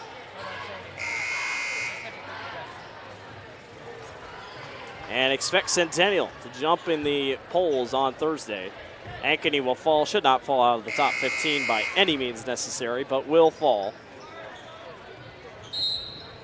And these two teams will meet again in a couple weeks for another installment. That will do it. Ankeny Centennial takes the girls' side of the battle for Ankeny. 59-52 is your final score. What a game for Centennial. Led pretty much the entire way. Jaden Pratt, 7 points. Maya Crawford had a good night. She had 9, it looks like. A couple more unofficially. Kennedy White finishes with 6 in the final quarter. Looks like she's going to finish with 12 overall. Savannah Gage had another good night as she finishes with what looks to be unofficially 15 or 16. So that'll wrap it up for us on the Central Iowa Sports Network. We will be back in just a few minutes, about 10 more minutes, for the boys' game. Ankeny Centennial, the girls win the first side of the battle for Ankeny. 59-52 is your score. We'll be back on the boys' side. You're watching the Central Iowa Sports Network.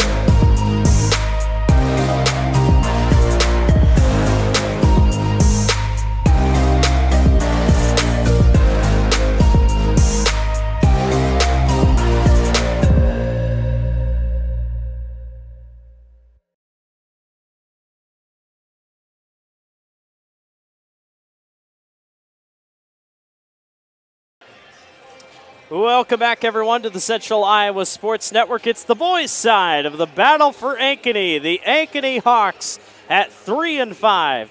taking on the Ankeny Centennial Jaguars at 5-1 and ranked 4th in the latest and newest Iowa High School Athletic Association boys basketball first edition rankings. Hello everyone, Blake Walker with you here this evening, part 2 of our doubleheader tonight of boys and girls basketball. Centennial won the first game 59-52 over Ankeny.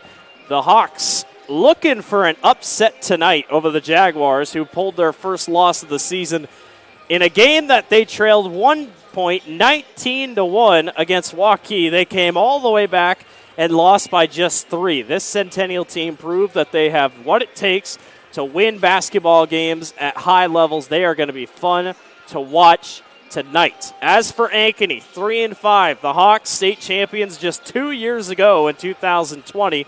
It's been a while, it feels like, for this program. Last year, a couple bits of success. This year, just not off to the start they've wanted. In their last 5 games, they've lost to Indianola, Waukee Northwest. That was a 60-29 game, big loss. And then Sioux City East, 70-52. But they have wins over Ames and Dowling Catholic. So Dowling's a pretty decent team, if you ask anyone in the state. So Ankeny definitely has what it takes to win these type of games, and it's a rivalry. We've seen this before in Ankeny and Ankeny Centennial. One team could be terrible, one team could be really good. It doesn't matter. The terrible team could come out and just beat the better team, because that's how much it means to these two programs to beat each other ever since the split, almost coming up on 10 years since they've split so far. And overall in this rivalry, it's about as even as it could ever be. 9 wins apiece for each team in the 18 times these programs have met. Ankeny won the last 2 last year, 58-48 and 81-79, that infamous last-second buzzer beater for Ankeny. And then Centennial, that was when they won 4 straight from 2021 to 2020. It's just kind of been back and forth. Ankeny Centennial won 3 straight to start. Ankeny won 4, back to Centennial for 2, Ankeny for 3, Centennial for 4, Ankeny with 2. So it's never been a back-and-forth series by any means. One team gets going, the other team just can't seem to figure it out. So we're going to step away for another quick break, and we'll be back for your starting lineups and whatnot. Ankeny Centennial, the battle for Ankeny, coming up on the Central Iowa Sports Network. 1,300 vehicles on WaukeeChevy.com. Schottenkirk Chevy Waukee. If we don't have it, you can build it. Newly expanded service department means we're hiring. See the openings on WaukeeChevy.com. Schottenkirk Chevy Waukee. WaukeeChevy.com. Ever have one of those awkward moments when a business disappointed you? You got ripped off? Didn't get what you expected? The Better Business Bureau can help you avoid these uncomfortable situations. BBB accredited businesses are honest, ethical, and reviewed annually by the BBB. Don't experience another awkward moment with a bad business. Trust the ones that operate with integrity. Look for the BBB seal. It's the sign of a better business. And find a better business anytime at bbb.org. Free Godfather's Pizza begins with the download. Order through my new online ordering app and start earning free pizza and sides. It's easy. Download the Godfather's Pizza online ordering app today. Do it. Hi, this is Chris from Fireplace Superstore, and you've probably noticed there's shortages on most everything in the market today. Well, Heat and Glow has helped us out this year, and they are focusing their energy on their gas fireplace inserts. So if you've got a drafty old wood-burning fireplace and you want to get it retrofitted into a beautiful, high-efficient gas fireplace, come see us. We will have product to sell you. Heat and Glow gas fireplace insert from Fireplace Superstore. 109th and Douglas at Urbandale, just west of Homeacres. Welcome back to the Central Iowa Sports Network. Blake Walker along with you solo this evening for Ankeny and Ankeny Centennial here in the Hawks' Nest. Should be a phenomenal night of basketball ahead of us. Can the Hawks pull an upset? The Centennial Jaguars ranked 4th in Class 4A in the newest first installment of the boys basketball rankings. We'll listen in here if we can, and then I'll speak along here with the starting lineups for both Ankeny and Ankeny Centennial. From the north side of town, they are the Ankeny Centennial Jaguars. And the team from the south side, your Ankeny Hawks.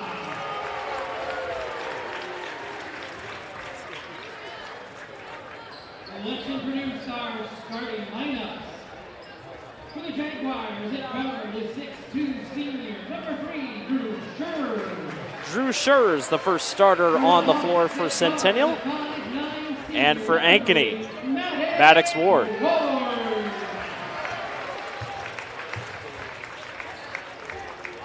forward, for Centennial, the 6'5" junior, number 10, Chase Shuddy. For Centennial, Chase Shuddy, For Ankeny, the tight end. the 5'10" junior, number 11, Carson.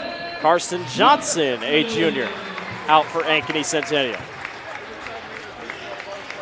At forward, for the Jags, the 6'5" senior, number 12, Evan Bryan, the senior, number 12 for Centennial. For the Hawks, at guard, the 6'3" junior, number 21, Leo Aguirre. Leo Aguirre. At guard, for the Jaguars, the 6'3" junior, number Leo A. 14, Jr. Nick Vasky. Nick Vasky, number 13 for Centennial, junior. 3 junior, at guard, number 25, Cash Schoolin. Cash Schoolin. And at guard, the 6' junior, from the Jaguars, number 14, He's a junior. Luke Winkle. And Luke Winkle, For the Hawks, at center, the 6'4" another junior for Centennial. Devin Akers. And number 53, Devin Akers. Akers with his height on him.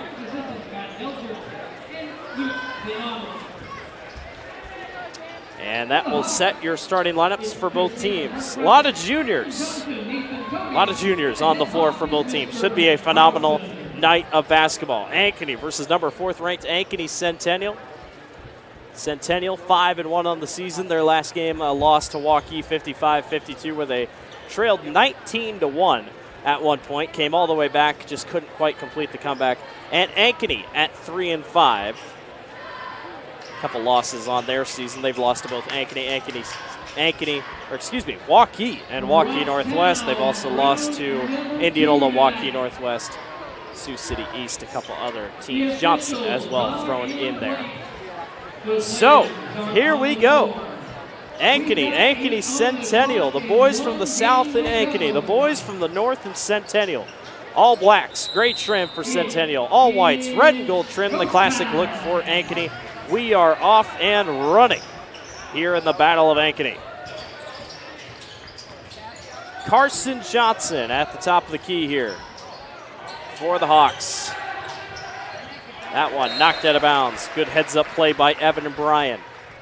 Knocked out of bounds. Good student sections on hand tonight. A lot of Centennial black.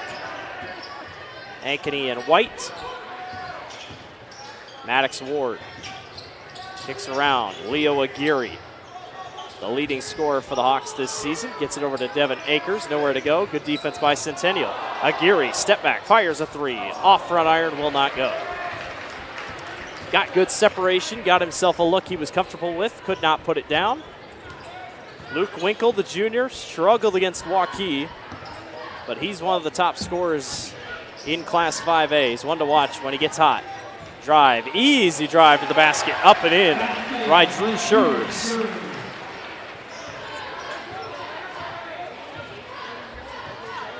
Two programs that have seen a lot of success in the last couple of years. Ankeny, obviously state champions in 2020.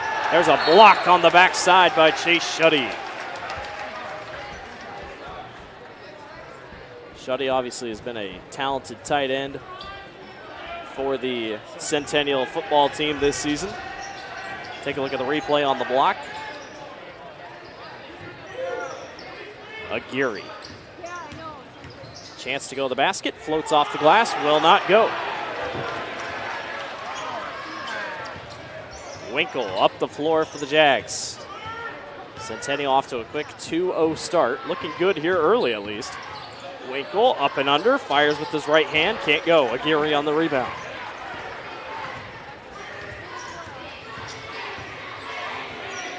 Under 6.5 to go here in the first quarter. Just getting going here in the Battle of Ankeny.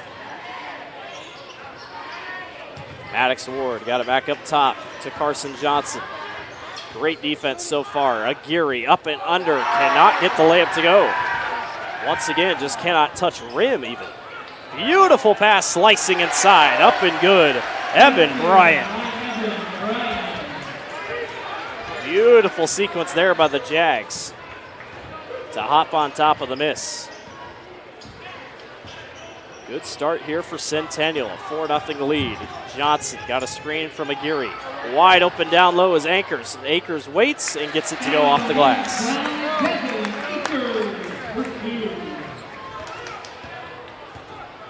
Devin Akers, 6'6" center. Junior's going to be busy tonight. Winkle waited for a second. Evan Bryan down on the post, high off the glass, will not go. Rebound is skied for by Cash Schooley.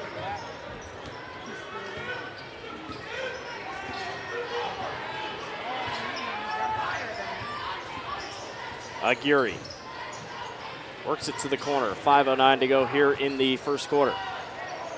Nice shifty moves there by Carson Johnson. Aguirre to the lane. Just cannot get the friendly roll tonight. Couple misses here to start. Winkle back the other way. Spins his way back inside.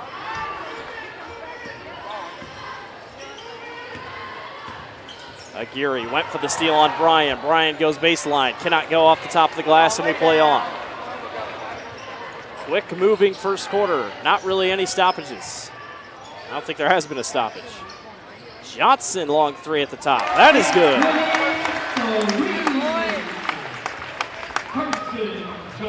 Johnson gives the Hawks back the lead, 5-4. At least first lead of the night, I should say.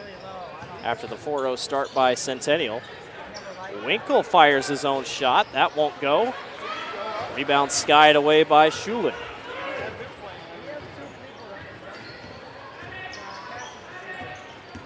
Ward tipped out. Schulin in the corner. He'll drive baseline. Beautiful pass over to Ward. Ward goes back to the middle to Aguirre, who lays it up and in.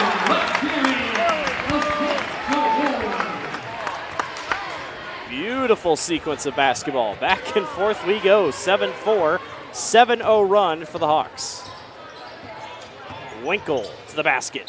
Floats and one.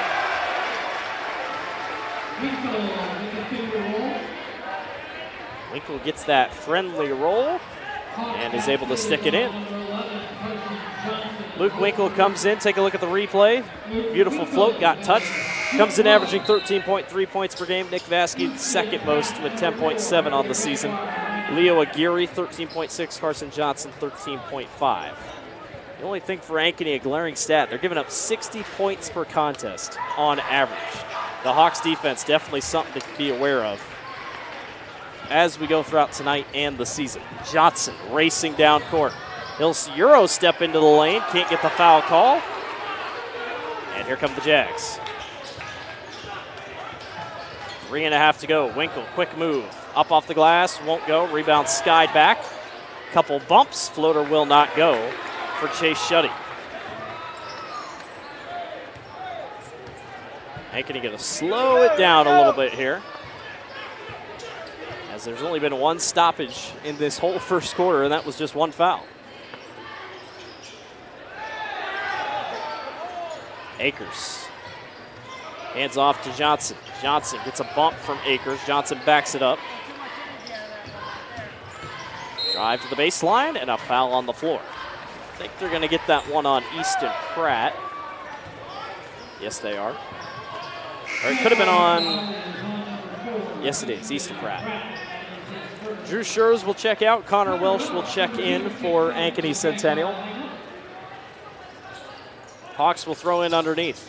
Akers pushes his way down low and goes to the corner. Three-pointer, yes! Maddox Ward. Number 3 with the 3. 2 3-pointers so far for the Hawks. They lead 10-7. Boy, a win tonight for Ankeny would go so far in the momentum for this program. A rocky start to the season at 3-5. Centennial coming off their first loss of the year to Waukee. Winkle forces his way down low and gets the bucket to go. He's got 5 so far. And a lot of people before that Waukee game, a lot of people wondered, was Centennial legit? Did they just jump out to their 5-0 lead? Are they really a state champion contender? Akers, the 6'6" man for 3, can't go. Rebound taken back away by Easton Pratt. And for a little bit, the Jags look like pretty much a fake team. And then you come back from that long deficit. And speaking of long, there's a long three. Winkle. How about the night he's having? He's got 8 of the 12 of Centennial's points. He's starting to figure his shooting form back out. But Centennial down 19-1, come all the way back in that game, only lose by 3. You were in it at the end. I think a lot of heads turned towards Centennial. Quick drive to the basket. That one knocked around and save. No. Last touch by Pratt.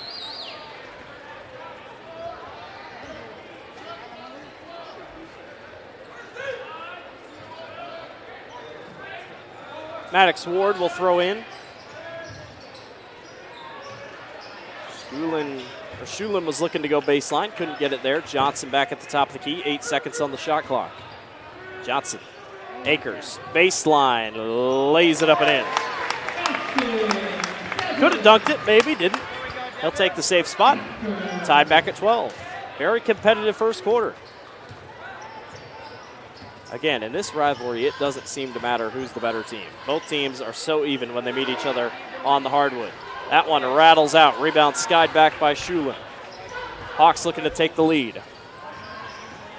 1 minute to go in the first quarter. Akers to Aguirre at the top of the key. Aguirre spins, baseline, layup, good. Aguirre with 4.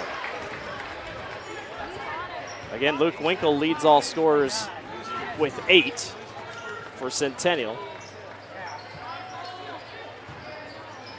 A weave offense for the Jags with 35 seconds to go on the clock. 17 to go on the shot clock. Winkle goes to work. Down low, spins. Floater won't go. Another rebound skied away by Ward, and the Hawks will hold for the last shot, leading by 2. Impressive first quarter by both teams. Really no separation, it feels like.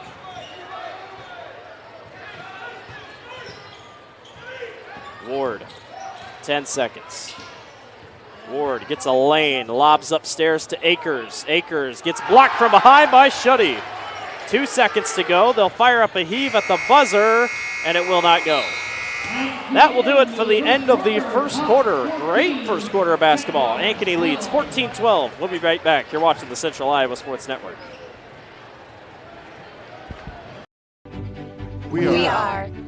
We are so much more than an energy company. We are connectors, community protectors, and clean energy leaders. We are job creators, friends and neighbors, stewards of your dollars and savings. Yes, we. We are so much more. We are the energy behind your everyday. And we are obsessively, relentlessly at your service.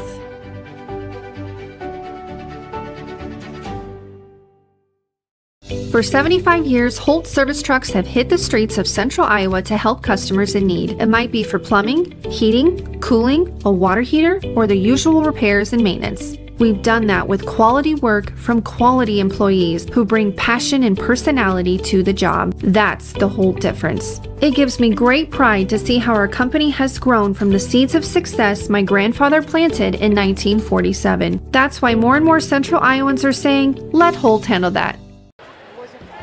Welcome back to the Central Iowa Sports Network. Great first quarter of basketball. I mean, it is the holiday season. Christmas is right around the corner. A gift to us is a good night of basketball, and we're getting it so far. 14-12. Hawks on top of the Jaguars here in the Hawks Nest in Ankeny, Iowa. It is frigid cold outside. I got Paul Yeager, the market-to-market guy, sitting here beside me taking notes for other games. I should ask him why he's bringing cold weather to the state of Iowa. Beautiful reverse layup up and in by Drew Schurz. We're tied at 14. Luke Winkle leads all scorers with 8 for Centennial. Had a great first quarter. Johnson back up top to Maddox Ward. Ward stops and fires a 3. It is good. Second 3 of the ball game for Maddox Ward. Hawks are just kind of staying one step ahead here. They clearly know how talented Centennial is. Centennial in the newest first edition of the boys' official rankings ranked 4th. Another long 3 will not go. That one was tipped right back out, stolen right back away by Carson Johnson. Here comes Ankeny. Shulin back outside, no one's there. But Centennial ranked 4th in the first edition of the boys' official official rankings. Usually we've just had AP polls, radio polls. Nobody really wasn't sure which polls were legit. And finally, the Boys Association got together a couple writers and journalists across the state and said, you know what, let's just do it ourselves.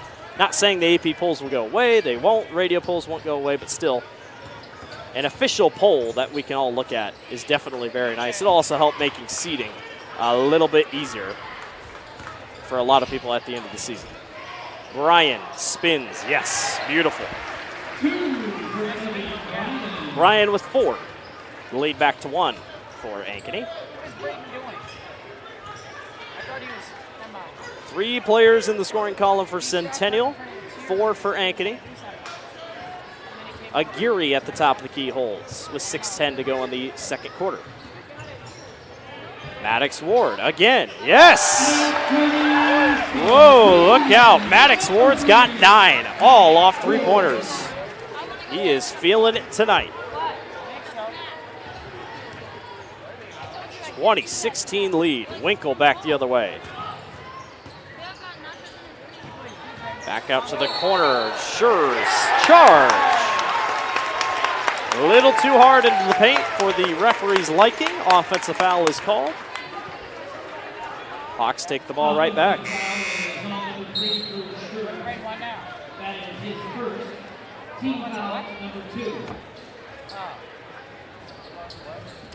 Probably the best start you could ask for if you're Ankeny in a game like this. But the struggles they've had the last couple weeks, losing 3 out of their last 5. Trying to get back on track. Aguirre to the corner. 3-pointer Shulin misses. That loss to Waukee Northwest, a 60-29 loss. A lot of people kind of looked at that score and said, whoa, what's going on here? But that win over Dowling definitely showed that on any given night, this team could really show up and show out. They lost to Sioux City East, but the Black Raiders are a very talented team out of Western Iowa. Couple rebounds underneath. 3-pointer by Nick Vasky. Airballs and misses everything out of bounds. Momentum starting to creep up a little bit here for Ankeny. Substitution as Drew Trimble checks in for Ankeny. Both teams don't go that deep into their lineup. About 7-8 players, 9 sometimes, depending on how big or large a game deficit gets. Ward, he's had the hot hand, misses. That was a heat check. He had 9, or he has 9. Spinning into the lane, missing off back iron, but cleaning up the mess is Jack Kirby. Winkle had a great look. Kirby cleaned it up. Timeout on the floor. It'll be a 30-second timeout. Ankeny leads 20-18. Again, he couldn't have asked for a better start for the Hawks. Ankeny comes in just averaging 53 points per contest. They're giving up 60. Centennial averaging 60 points per game, giving up 48. And with Ankeny with a negative point differential of 7 points, it hasn't been the best start to the year for the Hawks. But a win tonight over a top 5 team in Class 4A could go a long way for the Hawks season, that is for sure. Maddox Ward leads all scorers with 9, 3 3-pointers. And Luke Winkle of Ankeny Centennial leads Centennial Jaguar scorers with 8. All in the first quarter. Winkle has yet to score here in the second quarter. Great crowd on hand this evening as a lot more people continue to file in. The wrestling team's filing in here for Ankeny. So have reinforcements arrived? I don't know. Yeah, it looks like they're headed over. As that Ankeny student section continues to build just a little bit more. 20-18, 4.5 to go here in the first half. Yeah, Joe. Ward to the corner, tried to throw it. It got tipped, went off the bottom of the basket, and back come the other way are the Jaguars. Winkle, top of the key, will survey the field. Bryan, low post to Shuddy. Shuddy with his back turned to the basket, goes right up top to Winkle. Winkle drives baseline, kicks right back out to the wing. Centennial caught up, Bryan fires a quick three, won't go. Rebound back on the other side. Aguirre with the block, but back up and in. Beautiful play by Jack Kirby. Second time in the last 2 minutes, Kirby has come in and cleaned up the mess. Johnson. Carson Johnson had a three earlier. Aguirre for three. He misses. Tried to shoot over top of a man. We're tied at 20. Centennial with a chance to take back the lead. Under 3.5 to go here in the first half. Very competitive first half between these two. Up and under layup is good. Evan Bryan, he's got 6 for this quarter. Just like that, the Jags have retaken the lead. Ankeny's offense, just a couple turnovers more here tonight. That's been the main issue. Akers back to Aguirre. I think a lot of people thought he would shoot. They go cross court to Trimble, and he didn't want to shoot. 14 seconds on the shot clock. Ward, he's at the hot hand. Trimble wide open for three. Misses. Aguirre can't grab the rebound. And Winkle with the board. A couple more open looks for the Hawks. Just can't seem to hit it.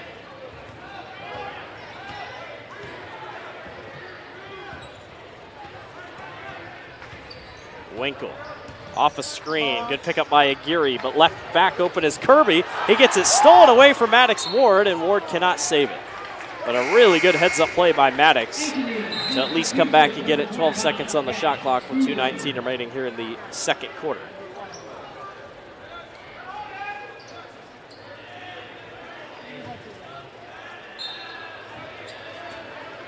Tight one so far. 2 fouls for Centennial, just 1 for Ankeny. Refs are letting him play. Winkle, long three. Yes. 11 points tonight for Luke Winkle. 2 3-pointers. The lead is 5 for Centennial.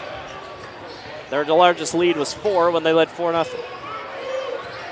Johnson to Schulin. Schulin goes baseline, goes back underneath. Layup is good for Trimble. Drew's first points of the evening. We're under 2 to go.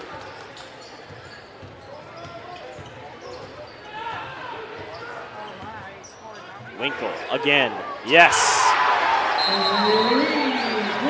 Timeout called as Luke Winkle heating up from beyond the arc. He's got 14. And we'll see what the time was here. Yes, timeout. It is a full timeout. We'll take a break with them. You're watching the Central Iowa Sports Network. For 75 years, Holt service trucks have hit the streets of Central Iowa to help customers in need. It might be for plumbing, heating, cooling, a water heater, or the usual repairs and maintenance. We've done that with quality work from quality employees who bring passion and personality to the job. That's the Holt difference. It gives me great pride to see how our company has grown from the seeds of success my grandfather planted in 1947. That's why more and more Central Iowans are saying, let Holt handle that. All right, we are back. There was no timeout. There was a delay of game warning on Ankeny Centennial, so the ball was not thrown back to the inbounder. It was clearly knocked out of the way. Johnson fires a floating 2, and that's in. And just as Centennial was starting to pull away, they're right back in it. How about Luke Winkle? He's got 14 so far tonight. Half of the Jaguars' points. 3 3-pointers as well. Vasky almost lost it. 1 minute to go in the first half. Winkle around a screen, goes back up top to Bryan, back down low. Beautiful ball movement, up for 2 and 1. Jack Kirby. Kirby's got 6 off the bench this quarter alone. Take a look at the replay. How about the passing? And then Kirby, beautiful play down low.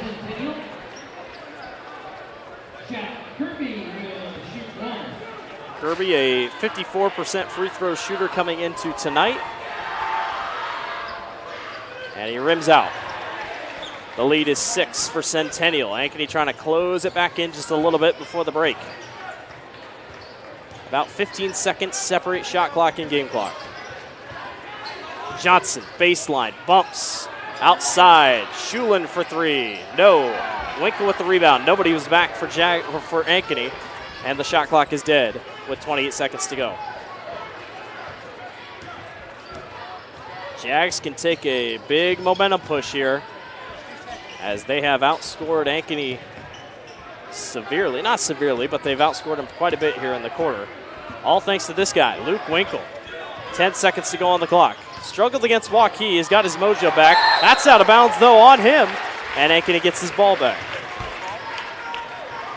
That could be a pushing point. We'll see how this shapes out in the last 6 seconds. Ward has been hot tonight. 2 seconds. Ward, floating shot. No, will not go. Entertaining first half. Don't go away. We got a good one coming up in the second. Centennial leads 30-24 in the Battle of Ankeny. We'll be back. You're watching the Central Iowa Sports Network. For 75 years, Holt service trucks have hit the streets of central Iowa to help customers in need. It might be for plumbing, heating, cooling, a water heater, or the usual repairs and maintenance. We've done that with quality work from quality employees who bring passion and personality to the job. That's the Holt difference. It gives me great pride to see how our company has grown from the seeds of success my grandfather planted in 1947. That's why more and more Central Iowans are saying, let Holt handle that. Mornings. They can be hectic. Let's go! So can your car, so to get a free pickup, drop-off, or delivery, head over to Honest Wrenches. And their loaner vehicles? No extra charge. Find your peace of mind with even more wonderful services. Every vehicle that comes in gets a full visual inspection and a 5-year, 50,000-mile warranty. No extra charge. Head on over to Honest Wrenches. No extra charge, and it's how service should be. We all love a good win, however small or ordinary. Losing track of time, finding yourself with a few extra dollars in your pocket, soaking up the perfect Iowa day. These are the everyday delights and small victories that make us smile. These are the moments that connect us all as Iowans. And these are the moments that, more often than not, start with Iowa's farm families and the corn they're growing. Because when corn grows Iowa, Iowans win. When you need to conquer the drifts on your property, get the job done your way. The Western Defender Compact Snowplow. All the professional grade features in just the right size for your mid-sized pickup or SUV. Easy to attach and easy to use. Get the performance to plow like this and finish like this. Western, more jobs done faster. Visit Truck Equipment Inc. today at truckequipmentinc.com. Our year-end sales event is going on now at DeArmond Automotive, Knoxville. With over 60 new vehicles in stock on the ground, you can take delivery now. Every new Chevy, Buick, GMC, Chrysler, Dodge, Jeep, and Ram, and all DeArmond certified used vehicles are tagged with one low sale price. DeArmond Automotive Knoxville, DeArmondAuto.com. Welcome back to the Central Iowa Sports Network. Blake Walker with you here this evening. Ankeny Centennial leads Ankeny at halftime, 32-24. Good second quarter by Ankeny Centennial. After the first quarter, they trailed 14-12. So good second quarter by Centennial. All thanks to Jack Kirby and Luke Winkle. Winkle currently with 14 points for the Jags, and Jack Kirby had 6 points in that second quarter. Big night for him so far. And for Ankeny, Maddox Ward leads all scorers on that side with 9 points, all in three-pointers. Carson Johnson with 5 points. Drew Timble with 2, Leah Wagiri with 4, and Devin Akers with 4, giving Ankeny Centennial the 30-24 advantage. A lot of back and forth. Centennial went on that little run with Winkle hitting back-to-back threes, and that's pretty much what has separated this game. Ankeny still very much in this one. Centennial still a little bit of work to do, but they look good so far. At least they're not playing from behind in a very pivotal game as they are ranked 4th in Class 4A. We're going to take another longer break, and we'll be back as we get ready for our second half of action. You're watching the Central Iowa Sports Network. Western lets your UTV power through the storm. The Impact V Plow and Impact Straight Blade, with the features the pros demand, custom tailored for your UTV. And to keep your work top-notch, rely on the Tornado UTV Hopper Spreader. Now that's a job well done. Western, more jobs done faster. Visit Truck Equipment Inc. today at truckequipmentinc.com. We all love a good win, however small or ordinary. Losing track of time, finding yourself with a few extra dollars in your pocket, soaking up the perfect Iowa day.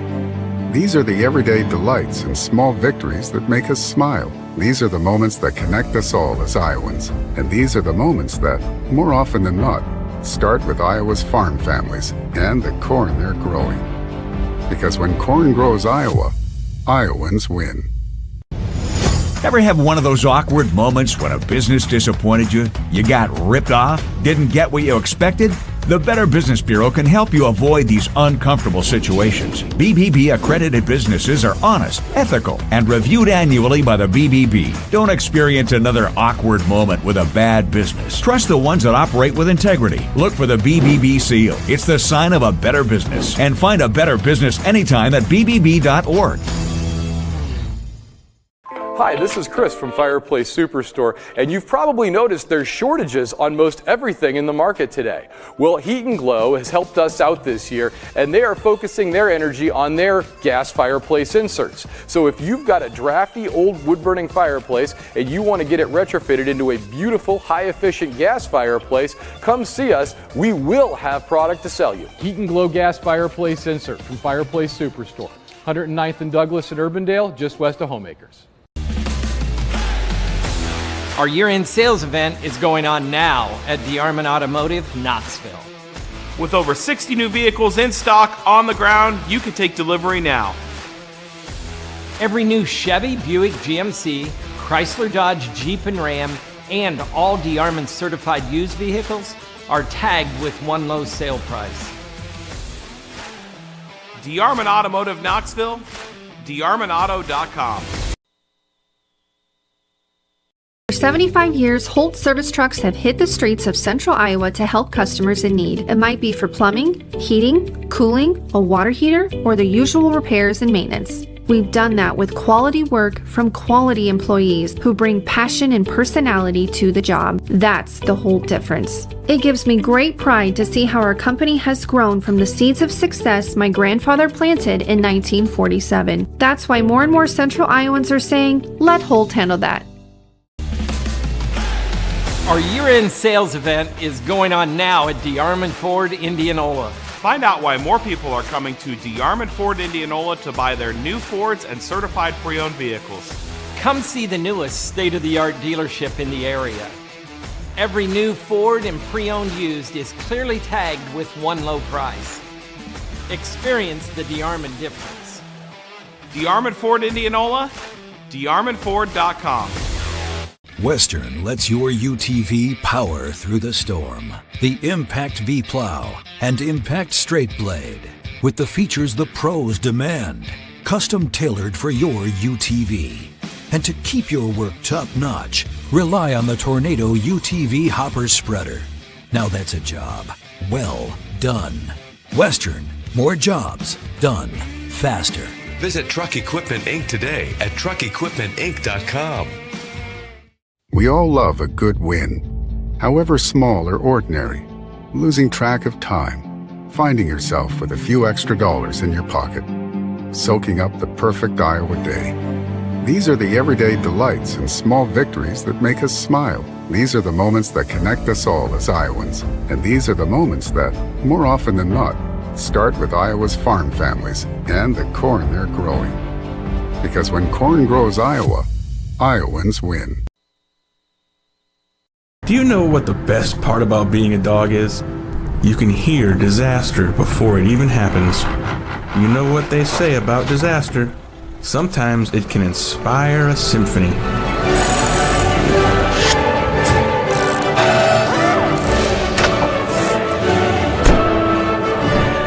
honest day's work deserves an honest day's treat. No extra charge. And that is why we choose Honest Wrenches. No extra charge, and it's how service should be. Central Iowa Sports Network, Blake Walker with you here this evening. Ankeny Centennial on top of Ankeny. 30-24 is your halftime score. We are just about a minute away from getting going for the second half of action between these two in the Battle of Ankeny. The Hawks led at the end of the first quarter, 14-12, but the Jaguars came back strong behind a couple three-pointers and a and one by Jack Kirby. Three-pointers were by Luke Winkle. Winkle leads all scorers with 14. Next closest scorer would be Maddox Ward of Ankeny with 9, all in three-pointers. So, what do the Hawks have left in the tank? Can they put something together here in the next two quarters? We will just have to see. Centennial ranked 4th in the newest first edition of the Boys Association rankings. So we'll see how everything shakes out here in this second half.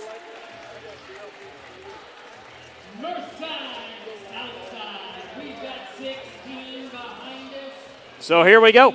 16 more minutes on the clock. 2 more quarters left. Good basketball still yet to be played in this one. Devin Akers, he had 4 points in that first quarter for Ankeny. He went quiet the second quarter, as did Leo Aguirre. So we'll see how everything shakes out here as we get going. Ankeny kicks us off, and we are running. Carson Johnson with the ball here at the top of the key. Wanted to get it down to Akers. Could not do it. Aguirre. Back to Akers and a double dribble. Back Centennial's way.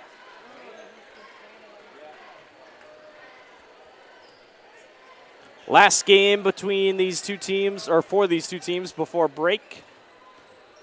Obviously, if schools still had class on Thursday, there's no way that they would have class with the huge blizzard coming in. Evan Bryan misses off front iron. Maddox Ward with the rebound. Ward, one-on-one, tried to put it up and in, hits the bottom of the basket. No block, just hit the bottom. Here comes Bryan back the other way. Lays it up and in. I tell you what, Bryan's having a seeky good night. He's got 8 points here. And the lead is 8. Largest lead of the game for Centennial. Aguirre, offensive foul. He missed the bucket anyway, so it wasn't really going to matter, but nonetheless, first foul for Ankeny. There was really not a lot of fouls in that first half. Pretty even half, I'd have to say, in that category. Centennial just went on that mini run in the middle of the second quarter thanks to this guy, Luke Winkle. And it's pretty much been Jaguars from there. Ankeny has gone cold from the field. Schurz for 3. Rims out. Johnson skies for the rebound. Johnson back the other way. Hard contact. Can't get it to go. Centennial looks to push up the floor. Schurz again against Aguirre. Off glass and good. The lead is 10. Aguirre's got 6. Or excuse me, Schurz has 6. Timeout Ankeny. Full timeout. Hawks are off to a tough start here. That will send us to a break. You're watching the Central Iowa Sports Network. Ever have one of those awkward moments when a business disappointed you? You got ripped off? Didn't get what you expected? The Better Business Bureau can help you avoid these uncomfortable situations. BBB accredited businesses are honest, ethical, and reviewed annually by the BBB. Don't experience another awkward moment with a bad business. Trust the ones that operate with integrity. Look for the BBB seal. It's the sign of a better business. And find a better business anytime at bbb.org. Welcome back to the Central Iowa Sports Network. Ankeny and Ankeny Centennial. You can see Ankeny's bench there. Getting a couple chats from the ref, trying to figure out, what's a foul? What is not a foul? A couple tough calls here. Or no calls, I should say, in the last couple minutes. And Ankeny's fans definitely not happy about it. But Centennial's starting to pull away. Largest lead of the game at 10 so far, and that is how we sit. Ankeny will have the ball here out of the timeout with 6:18 remaining here in the third quarter, trailing by 10. Again, Ankeny led at the end of the first quarter, but a very impressive second quarter by the Jags has Ankeny in a hole here to start, as they have not scored. A quick 4-0 start to the half for Ankeny Centennial. Akers on the post, goes up for two, got it. I wouldn't be surprised if we see more Akers here in this half. I mean, he has a little bit of a height advantage down low. It's not much, but it might be something to work with. Winkle for two, floats over top of Aguirre, and a foul down low. Chase Shuddy.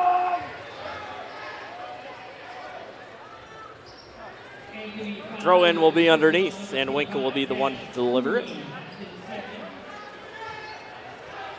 Two quick fouls for Ankeny. Winkle. Caught up baseline. Top of the key. Chase Shuddy for three. Misses off the front iron. Maddox Ward leads his Hawks back the other way. Aguirre trying to get his offense rolling. Up and under. Got it off the glass. Akers and Geary both had no points in the second quarter after scoring 4 apiece in the first. Now they're starting to get back rolling, and that is exactly what Ankeny wants to see as they cut the lead back down to 6. They've gone on a 4-0 run of their own. Winkle to the basket, looks to spin on Johnson. Winkle off glass and in. Very impressive play by the junior. He's got 16.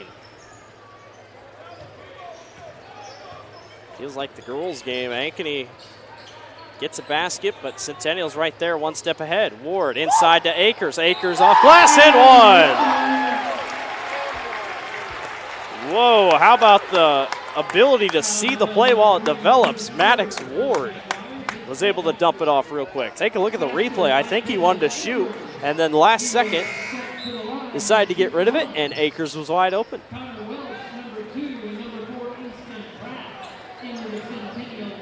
Pratt checks in for Centennial, and Connor Welsh checks in as well. 6-point lead. Akers free throw rattles in.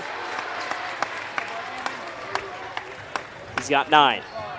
Tied with Maddox Ward for most points by a Hawk.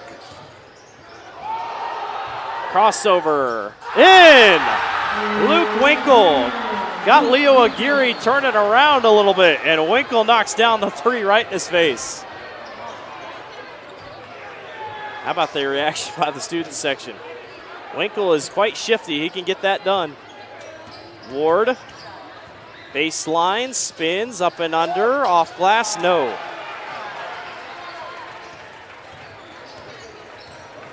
Luke Winkle, 19 points tonight, starting to heat back up. 3-pointer by Pratt, yes! Back-to-back threes. That ball is sent long. Winkle with the steal. They go back to Pratt. He'll drive baseline. Underneath for 2, gets fouled. Akers confused on that foul call.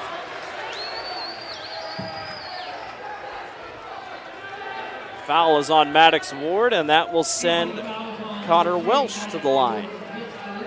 And now the avalanche has started for the Jags.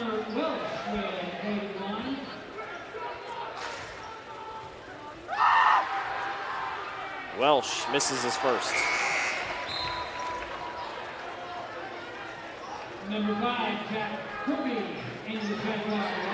Jack Kirby checks in. He had a big second quarter. He had 6 points. Welsh to shoot his second. Missed his first. Misses his second. Aguirre with the rebound. I was screaming at him. Aguirre. Back up top to Maddox Ward.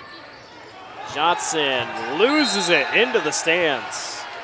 Unnecessary turnover by the Hawks. Had a couple in that first half, but luckily they were hanging around, and now Can't afford to have those here so far.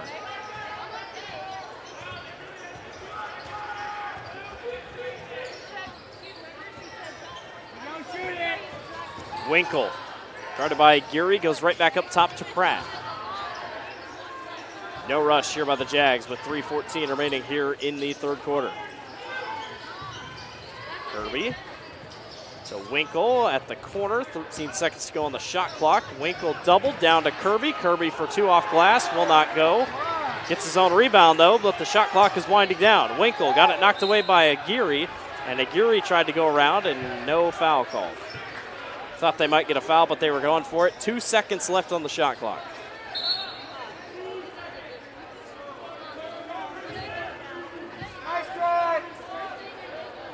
Not sure what they could be talking about here. If Aguirre possibly, maybe, oh, they're looking at the shot clock. I didn't think the ball ever touched the rim, but they're going to ask about it. I don't think it ever did. I think it just went high off the glass. They might give them back a fresh shot clock. Yep, they are. So they're going to say the ball hit the rim.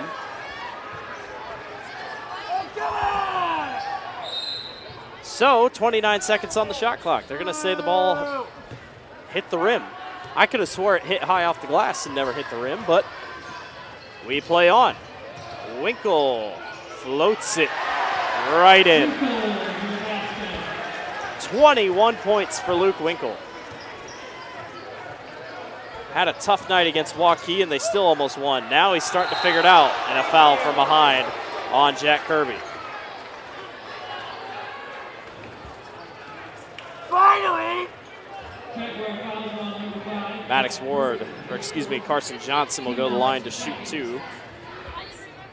Carson Johnson to shoot free throw. Carson, a 95% free throw shooter this season, 20 of 21. Took you long enough. But the announcer's jinx is the thing, so Carson, I'm sorry. It's a both though.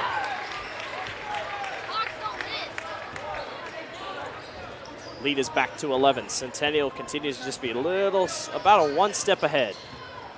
Winkle spins, hands off to Kirby. Kirby got it, tried to be taken away by Aguirre, and Aguirre gets called on the reach-in.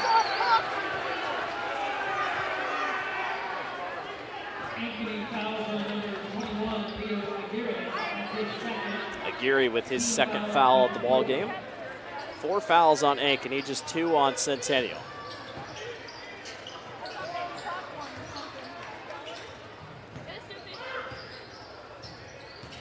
Winkle doubled, knocked short, out of bounds. Going to give it back to Centennial.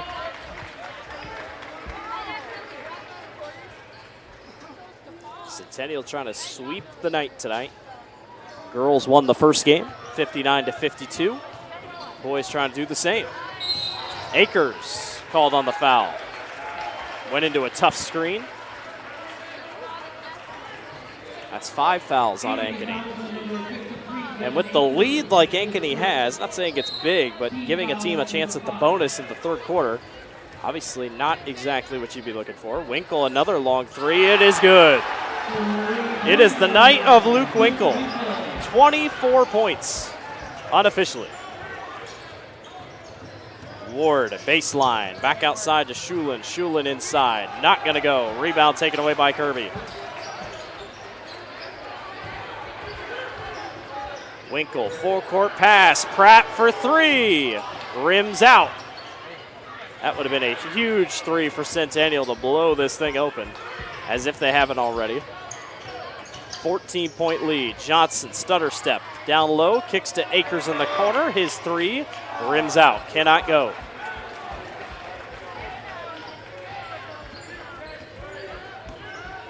Everything going right for Centennial so far in this third quarter. Kirby, nobody's down on the side. 3-pointer, rims out. Couple wide open looks for Centennial. They are missing, but either way, working out in favor of the Jags. Aguirre knocked that one out of bounds. And Winkle will throw in with 1:03 remaining here in the third.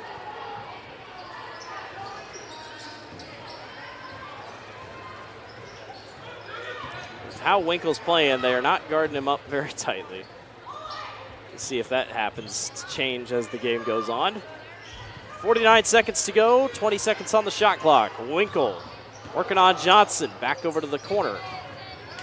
Kirby spins, foul on Aguirre, that's his third.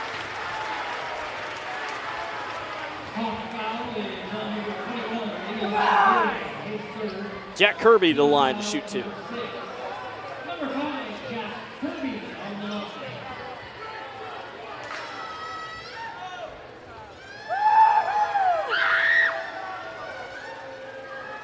Kirby sinks his first. Kirby's got 7 tonight. He had 6 in the second quarter off the bench.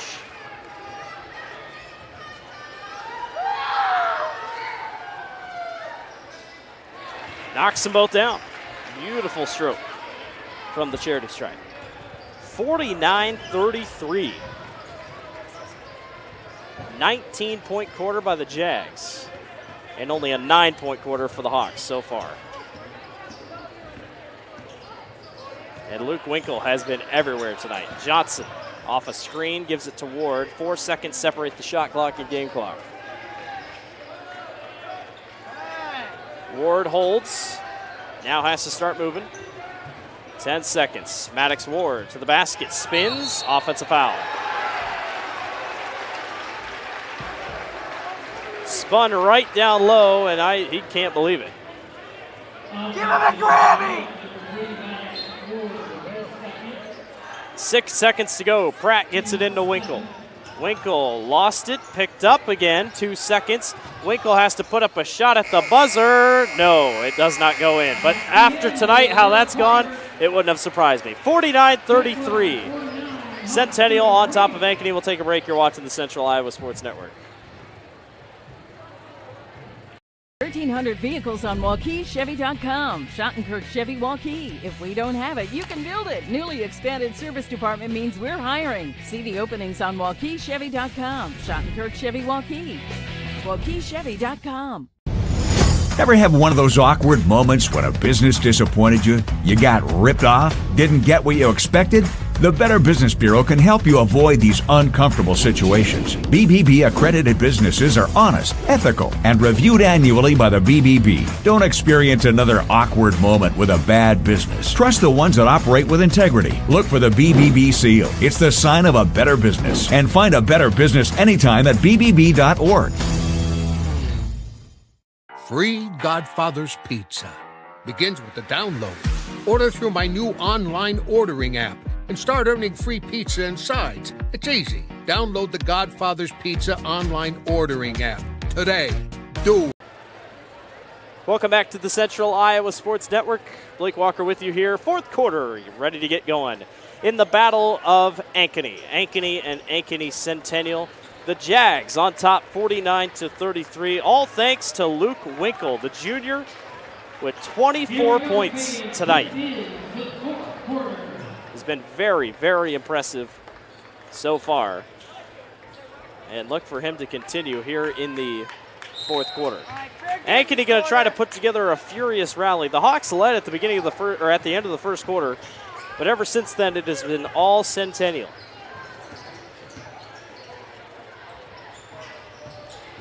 Baseline drive, kick up back outside. Johnson with the interception. Winkle takes it right back. He'll go up strong, gets blocked by Aguirre.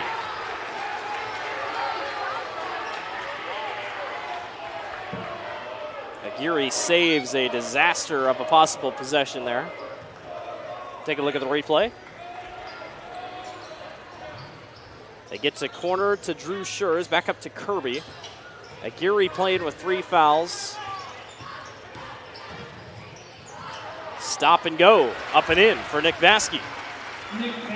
That's his first points of the night. Chase Shuddy and Connor Welsh now the only Jaguars to hit the floor and not score. Johnson pulls up and buries a long three.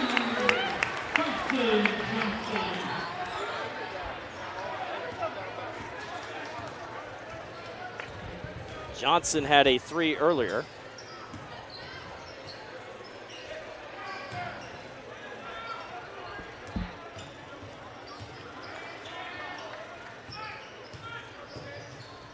Shuddy. Over to Schurz. Winkle. Backs his way down. Spots up for 2, and why not? Off glass. 26 points tonight for Luke Winkle.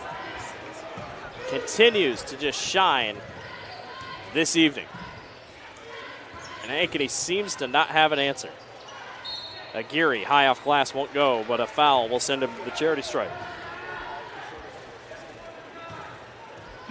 Under 6.5 to go here in this one. Centennial this season giving up about 48, 50 points per contest. Ankeny giving up 60, and that was something that a lot of people were going to have their eyes on as Aguirre misses his first free throw. It was going to be something a lot of people were going to have their eyes on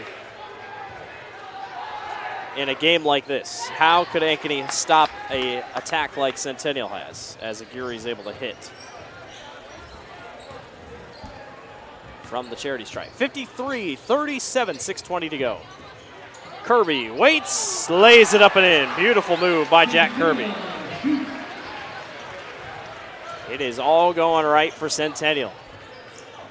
Forget the first quarter. The rest of these quarters have been dominated by the Jags. Carson Johnson getting a couple points right here. 5 out of the 6 scored this quarter have come from a number 11.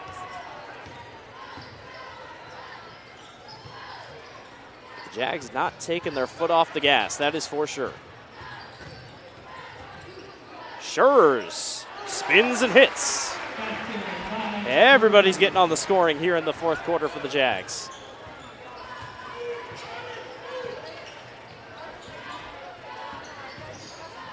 Johnson tries again, no. That one knocked out, saved inbounds by Schurz. And Winkle walks it back up.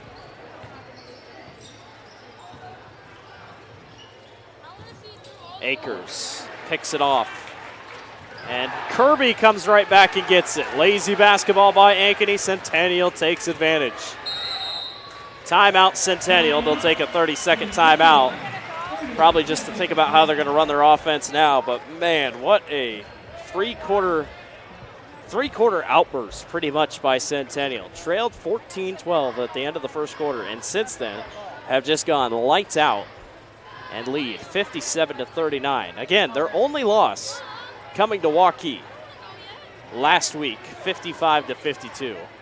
That's a Waukee team that very talented on offense. We obviously know Omaha Blue is an issue for anyone who has to face him. But, I mean, you almost come back, you almost win that game. Could be looking at a different story. They could be the number 2 team. But as the top 5 shapes out, top 4, I should say, it's Northwest, Cedar Rapids, Kennedy, who is very good, by the way. If you have not had a chance to watch Kennedy and you're in the Metro, you might not have a chance until you see them at the state tournament, because this Cedar Rapids Kennedy team is very, very, very good. Very, very talented on offense as well. They are going to be fun to watch as the season progresses. Waukee comes at number 3. A lot of people thought Northwest and Waukee should just be 1-2 after their game earlier a couple weeks ago. And Ankeny Centennial sits at the number 4 position. Carson Johnson gets called on a foul. And that is a bonus, or Centennial, I should say, is in the bonus, with Ankeny committing 8 fouls so far this half. And that will send the Jags to the line. Ankeny has committed, or Centennial has committed just 3 fouls this half. Winkle knocks down his first. 27 points for him.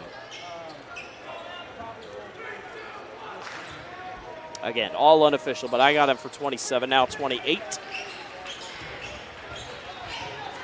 Young man continues to shine. He's just a junior. Again, this is a couple juniors, couple seniors, but Centennial's going to be good again next year. This Ankeny team, a lot of juniors. Aguirre to the lane gets fouled. 20-point game, and Aguirre will go to the line to shoot 2. Aguirre this season, 37% shooter from the floor. Knocks down his first.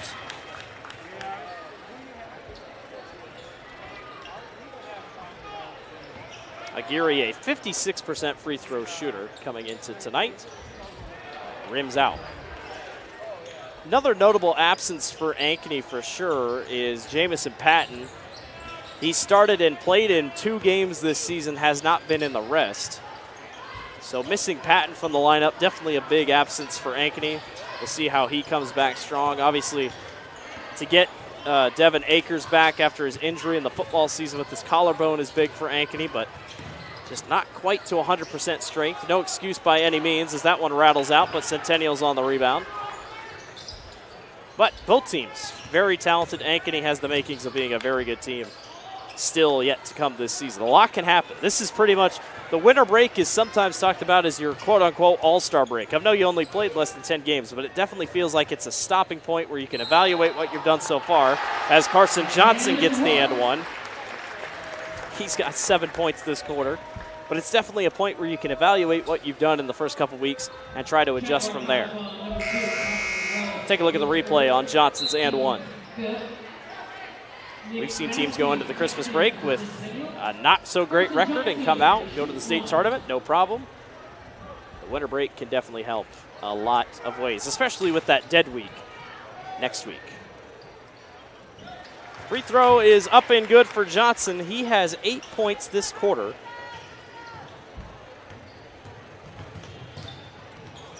And unofficially, I got him for 15 tonight. 3 minutes and 40 seconds to go in this one. Winkle to the basket. High off the glass, will not go. Rebound again taken away. Centennial has dominated the offensive glass tonight, as we're going to have another timeout for Centennial and another 30-second timeout. Trying to figure out where it is out. Could be just a couple strategic things, trying to figure out what they're going to do on offense, but nonetheless, the lead is 16 for Centennial. Jags trying to move to their 6th win of the season, trying to move to 6-1 on the young year so far. Still a lot of basketball to be played, that is for sure. Take a look at the CIML standings. Waukee Northwest on top at 6-0, 5-0 in the conference overall. Waukee 6-1 overall, 5-1 in the conference. And then Centennial 5-1, 4-1 in the conference overall. Then you go down to Valley at 4-2. Dowling Catholic is 2-4, but yet 2 wins in the conference with 3 losses. Then Ankeny 1-3, Johnston 1-4, Urbandale 0-2, and Southeast Polk at 1-5.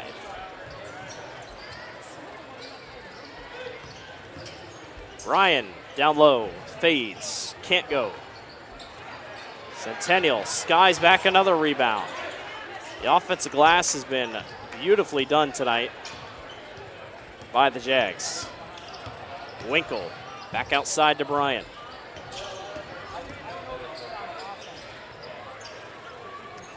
They'll reset back at the top of the key. 18 seconds on the shot clock. A lot of time. Winkle down low, gets caught up, and a reach-in foul is called on Drew Trimble. And that will send the Jags back to the line with 3 minutes to go.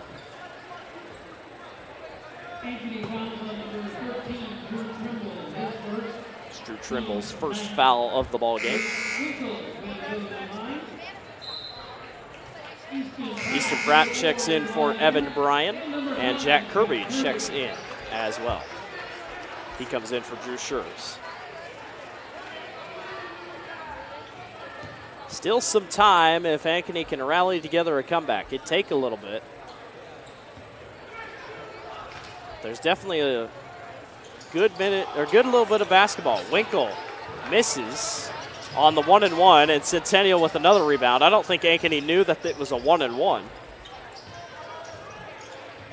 Winkle was not shooting. Winkle to the basket, floats it in. The scoring continues for him. I got him for 30. Long three by Maddox Ward, won't go. Centennial with the rebound, 2.5 to go. Let's see if I'm counting that right. 14 in the first half, 10 in the third. And he's got 6 as there's an and one down low. Nice play. Nick Vasky.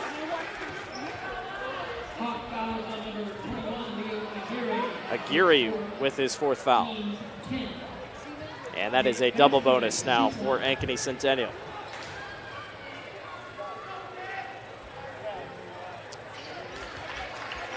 Three-point play for Nick Vasky as he knocks down his free throw. And tonight has just not gone Ankeny's way. First quarter was great. Other 3 quarters, not so much. Trimble for 3. Will not go.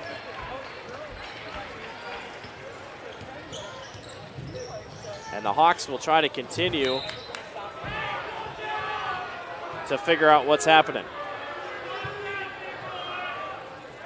Tell you what, Leo Aguirre is definitely a little frustrated tonight. Definitely has not been his best night, but obviously late in these games you try to keep your emotions in check. As Ankeny student section is pretty much headed for the exits. A lot of Ankeny fans headed for the exits. Pratt for 3 at the top. Won't go. And Aguirre gets called on the foul, and he has fouled out.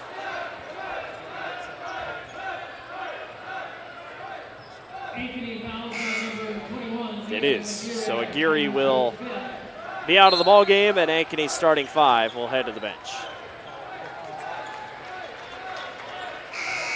Well, there's a lot Ankeny can build on from that first quarter, led at the first quarter break, but just not how the rest of the night wanted to go for the Hawks, as a lot of the second teamers have now checked in for Centennial and for Ankeny.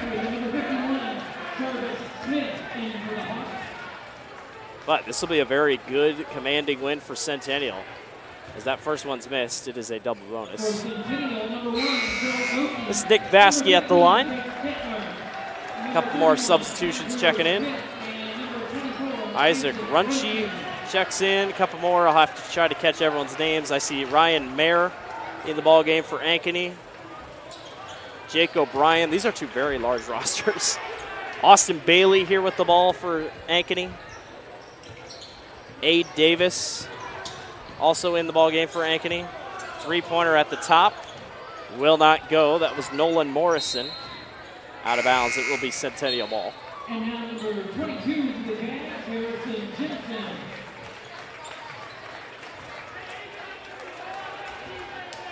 Harrison Jensen checks into the ball game. All backups and reserves in the ball game now. Joey Oki had it there for a second. Back down low. That one ripped away. Here come the Hawks. Pass inside. Not going to go that time. Nolan Morrison lost it on the way out. 1:06 to go here in the 4th quarter.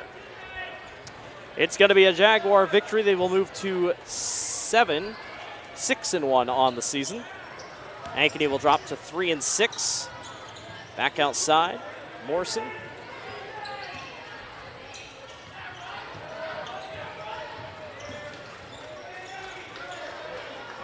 Morrison, baseline, kicks over to the corner, 3-pointer, up and good. Jake O'Brien knocking down the 3 for Ankeny. 11 seconds, separate shot clock and game clock. 3-pointer won't go. Ankeny with the rebound. Here come the Hawks looking to push. All the way up the floor, blocked on the other end. Out of bounds, it will be Ankeny Centennial basketball. So the Hawks will go into the break at 3-6. Centennial will go in 6-1. They will hold serve with their number 4 ranking. Don't expect anything to change after this short week. And Centennial overall tonight will win the Battle of Ankeny with 2 phenomenal performances by the boys and girls programs. But the good thing about this rivalry, you'll face each other again in just a couple weeks down the line to get another chance at them. So that's the good thing about this rivalry. Get another chance. Davis stops and fires a long 2. Can't get it to go.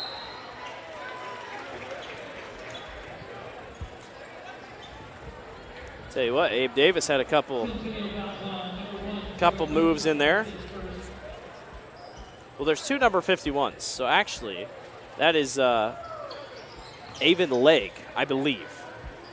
So not Abe Davis. That is Avon Lake. Morrison can't go. They'll take it back. 7 seconds left on the clock. Centennial will just hold, and the Jaguars will take down Ankeny in the Battle of Ankeny. 65-46 is your final score. Jags move to 6-1 on the season. Hawks drop to 3-6. Good night overall if you're an Ankeny Centennial fan. Let's take a look at that last basket. How about Luke Winkle? 30 points tonight for the junior. Unbelievable performance all across the boards. Couple threes, couple layups, couple free throws. All had a really, really good night overall for Centennial. And that will do it for us on the Central Iowa Sports Network. Ankeny Centennial defeats Ankeny 65-46 in the Battle of Ankeny. We want to wish everyone a happy holidays from all of us at Central Iowa Sports Network. Thank you, everyone, for watching. We will see you in the new year.